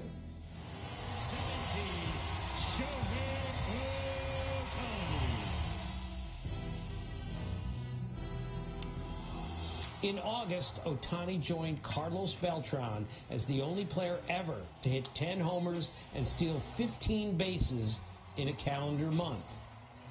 Ohtani also joined Mays as the only player ever to lead his league outright in home runs and steals in a calendar month. Ohtani is doing all of this in his first year as a full-time DH, which is a huge adjustment. And to think that the first 50-50 player in history is also, when healthy, a dominant pitcher. 50-50 is an amazing first, but not a fitting description. Ohtani, whatever he does, is more like 100-100. Incredible. Next up, Oakland. Yankees and Athletics, final homestand in Oakland for the Athletics. Juan Soto scratched from the Yankees lineup after he ran into the wall on Thursday. Garrett Cole going great for the Yankees. Friday, gets Zach Geloff, Lawrence Butler, Shea Langoliers. Cole doing his thing. Bottom of the ninth, he's still in there. Yeah. Game tied at 1. Lawrence Butler back up and back down. He struck out 7 in 9 innings, gave up 2 hits, 1 earned run on 99 pitches. Top of the 10th. We told you Soto was scratched. Here he is, pinch hitting. Runners on first and third, nobody out. T.J. McFarland's pitch gets by Langoliers, and Jason Dominguez scores on the fastball. Yankees take a 2-1 lead. Next pitch, and Soto's at bat. Going a long way the other way. That's headed for the wall. Soto pinch hit RBI double. And the Yankees hold on to win it 4-2 over the Athletics. Anthony Volpe 3 for 4 with a pair of RBI. Time for some Friday night highlights in high school football. Carrollton, Georgia against A.H. Parker from Alabama. Keep an eye on QB Julian Lewis, number 2 in the ESPN 300, committed to USC. And DB number 6, Naheem Offord, committed to Ohio State. Oh. Picked off is Lewis's pass by Offord. Breaks a few tackles, is out of bounds around the 40. The number 1 corner in the class, Offord with the interception on the top quarterback in the class, which is Lewis. Later in the first, still no score. Now keep an eye on safety, Zealous Hicks, ESPN Junior 300, number 19 recruit committed to Texas. Hicks blocks the punt, scoops it up for the touchdown. Hicks does it all. Block punt for the score. What a moment for the 2026 recruit. And then keep your eye on Offord again. Carrollton attempts the wide receiver pass and the ball loose. Offord is there for the scoop, takes it all the way to the touchdown. What a Friday night highlight for the Ohio State commit as he's doing it all for A.H. Parker. Even has the Buckeye logo already on the helmet. He's ready. They don't have enough good players, I don't think. No. Must SC is brought to you by Heinz. It has to be Heinz. The WNBA playoffs start Sunday, and the regular season brought plenty of energy in 2024. The New York Liberty earned the top seed in the postseason with 32 wins, tying a franchise record. New York is still seeking their first WNBA title in franchise history. They've lost all 5 previous finals appearances, including last year. The finals MVP from that series, Asia Wilson, continued to dominate, pick a record, and she set it, and became the first player to lead the league in points, rebounds, and blocks in a single season. And the 2024 rookie class lived up to the billing. Caitlin Clark led the league in assists per game. Angel Reese set a league record for rebounding. And Rakia Jackson had 6 20-point games, second among all rookies. And Rakia Jackson joins us now on SportsCenter. Rakia, thanks for being here. Thank you for having me. And I wore the Sparks purple in honor of you, Rakia. Good. All right, everybody knows this, but I'll tell the audience. You finished with the 2nd highest scoring season by a rookie in Sparks history, trailing only Candace Parker. Can you put into words what your rookie season was like? It was nothing short of amazing. I feel like the good things overpowered the not so great things. I feel like I had my ups and downs. I definitely hit a rookie wall, but being there with the people that I was there with, that's what made it all worth it. I feel like it's just going to make us stronger for next season, and I feel like we're just going to continue to grow as a team.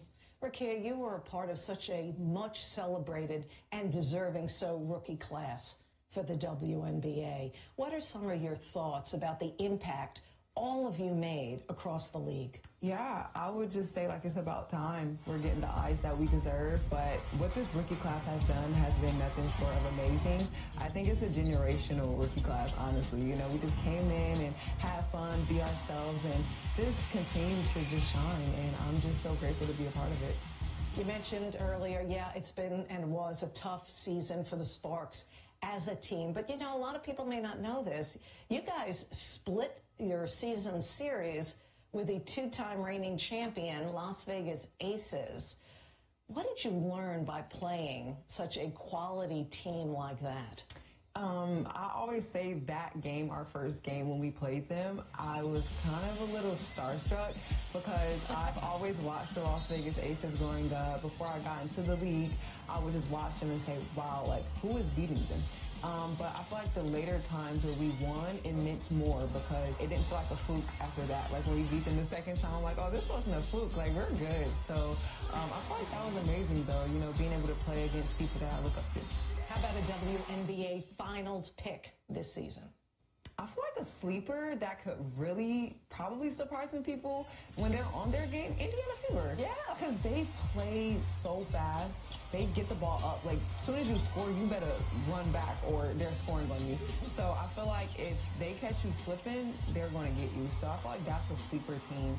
But mine is probably Las Vegas Aces or Seattle Storm. My sleeper team is Indiana Fever. Any other interests in other sports? Honestly, no. Okay. I played different sports growing up, but as I got older, I never was really into sports, even just basketball in general. Like, it took me a minute to really get into the basketball world. Just being where I am today is crazy, because if you would have asked me like 15 years ago, would I touch a basketball, I would say ew, never. But what was the turning point then? Just my brothers. Growing up with our brothers being the only girl, of course they joke with you. My brother came up to me one time and he was like, "You suck in basketball?" And I said, "Well, I don't play basketball, so of course I will suck in basketball. But if I did play, I would be better than you." My brothers, that is definitely my villain origin story, my brothers. Oh my, I love it. I love it so much. That's great. Rakia Jackson, congrats on a memorable rookie season in the WNBA. And thanks for joining us on Sports Center. Seattle Sports Center Top 10. He could not have done that. A show-stopping highlight. Wow.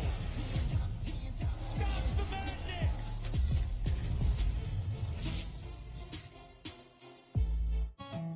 Fairlife Ultra Filtered Milk makes every moment better. With 50% more protein and 50% less sugar, plus a creamy taste that makes that smoothie even smoothier. Fairlife. Society fears those who are different, but not me. Am I crazy? What you're feeling is very real. Too many doctors treat symptoms, not people. I don't think this man is in a coma. He's in there.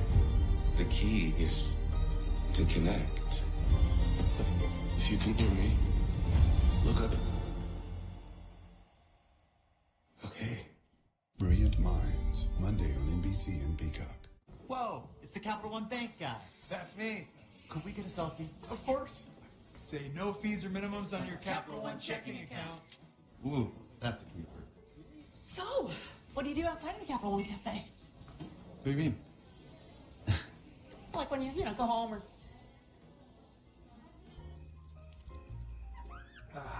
Sleep tight. Don't let the overdraft fees bite. What's in your wallet?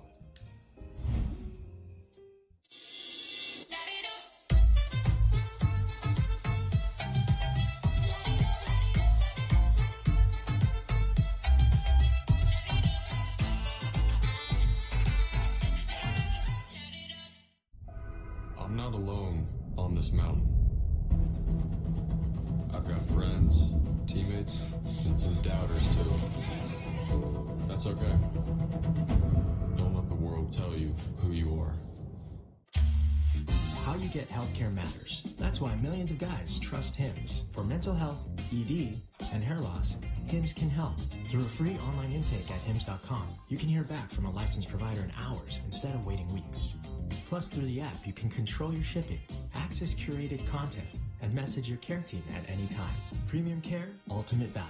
Find your doctor-trusted treatment 100% online. Get started today at hims.com. All right, time to do some selling. That's going towards rent. Oh yeah, that's going towards girls' night. And that's going towards a new bag. Your closet is worth more than you realize. Download the Poshmark app and start cashing in today. The itch and rash of moderate to severe eczema disrupts my skin night and day. Despite treatment, it's still not under control. But now I have Rinvoq. Rinvoq is a once-daily pill that reduces the itch and helps clear the rash of eczema fast. Some Rinvoq patients felt significant itch relief as early as 2 days. Some achieved dramatic skin clearance as early as 2 weeks. And many taking Rinvoq saw clear or almost clear skin. Rinvoq can lower your ability to fight infections, including TB. Serious infections and blood clots, some fatal. Cancers, including lymphoma and skin. Heart attack, stroke, and GI tears occurred. People 50 and older with a heart disease risk factor have an increased risk of death. Serious allergic reactions can occur. Tell your doctor if you are or may become pregnant. Help heal your painful skin. Disrupt the itch and rash of eczema. Talk to your doctor about Rinvoq. Learn how AbbVie can help you save. This is an excellent way to start your weekend. SportsCenter's top 10 plays. All the best for Friday. Certified awesome by us. Number 10, Phillies and Mets. Trey Turner, well hit. Mark Vientos robs him of a base hit. Beauty. Phillies win it 12-2, and they clinch. Number 9, tennis, Laver Cup, Grigor Dimitrov, Alejandro Tabilo. Great rally. Dimitrov Cross-court backhand. Gorgeous. Wow. You need to see that again. Dimitrov won in straight set. 7-6, 7-6. Guess it's best of 3. Number 8, Illinois and Nebraska. Luke Altmaier with a quick pass to Josh McRae. Only had time to get one hand up, but that was enough. What a grab from McRae. We got more from this game coming up. Why not? Number 7, disc golf. Second round, Green Mountain Championship. On hole 6, it's a par 3 stand. Alden Harris. Frisbee. Alden Harris. That's an ace. Look at that. 265 yards. Harris tied for third. Minus 19. Don't go taking up the real golf courses. Number 6, Dodgers and Rockies. Charlie Blackmon drives one. Mookie Betts at the wall. He got it. What a catch. Dodgers going to win at 6-4. Number 5, Nationals, Cubs. Jose Tena gets under it. Foul ground. Michael Bush. Feeling for that tarp. Yeah, he's got it. We have time. He's aware of his surroundings. Cubs won, too, 3-1. Number 4, more from Illinois and Nebraska. Dylan Raiola to Isaiah Nair. Check out the catch from Nair. I think he got both feet down. Let me see. Only needed one. Still more from this game coming up. Number 3, field hockey. Number 1, Northwestern against number 4, Iowa. Northwestern's Ashley Sessa goes between the first Iowa defender's legs, then hits the ball to herself in midair and finishes with a ridiculous goal. Can I see this again? Sessa leaving. And Northwestern wins 5-0. 7-game win streak for them. Number 2, more from the Illini and Huskers. Dylan Raiola going up top. Looking for Nair again, but Torrey Cox Jr. ends up with the football. Now, usually simultaneous catch will go to the receiver, but they say Cox was able to snatch it away before they hit the ground. They reviewed it. Interception and a touchback. The Illini win 31-24. All right, number 1, I had a feeling this was going to be a top play. Ashton Daniels to Alec Iamaner. One-handed catch, 17-yard touchdown. Stanford wins by 2. That was crazy. SportsCenter's Top 10 is brought to you by Rinvoke. Check out Mahomes' top 3 plays of the day. He scrambles into T-Mobile to get that new iPhone 16 Pro on us. It's a little shimmy, shimmy, shake. What you think, Kyle? It's like he's chasing an ice cream truck. Ice cream!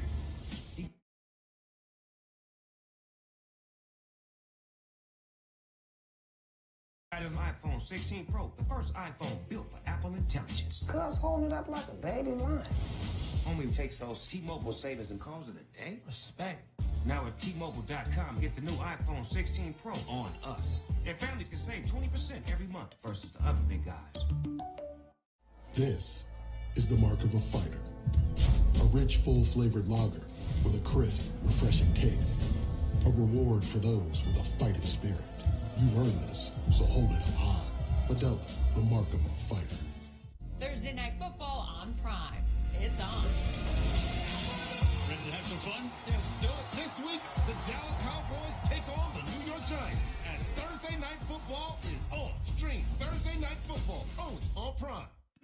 Isn't it absolutely bonkers that you can walk into a store, hand someone a piece of plastic, and they will willingly hand over Reese's Cups? Forget flying cars. This is it. We're at the pinnacle.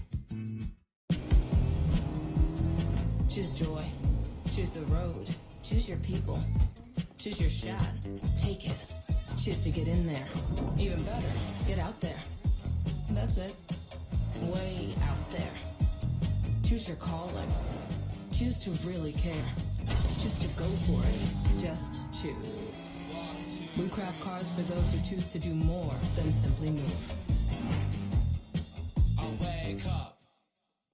People, they're good for squad goals and squad. People are good for these kinds of cheers and these kinds of cheers. People are good for you. Jim Beam, best enjoyed together.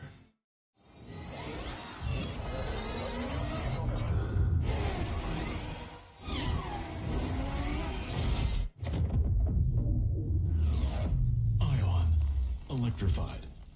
Hunguk Tire. Hey Marcus, I'm in an ESPN on Hulu Plus live TV commercial. Want to run lines?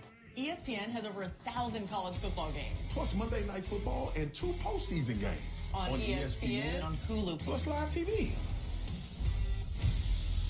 Man, these seats. Right? I wonder how the other guys are doing. We spent hours finding a deal on these. Trash. They should have used Game Time. The easiest way to find only the best deals for the best seats with their Game Time picks. What time is it? Game Time. All day energy starts with clean hydration. Element. More electrolytes, 0 sugar.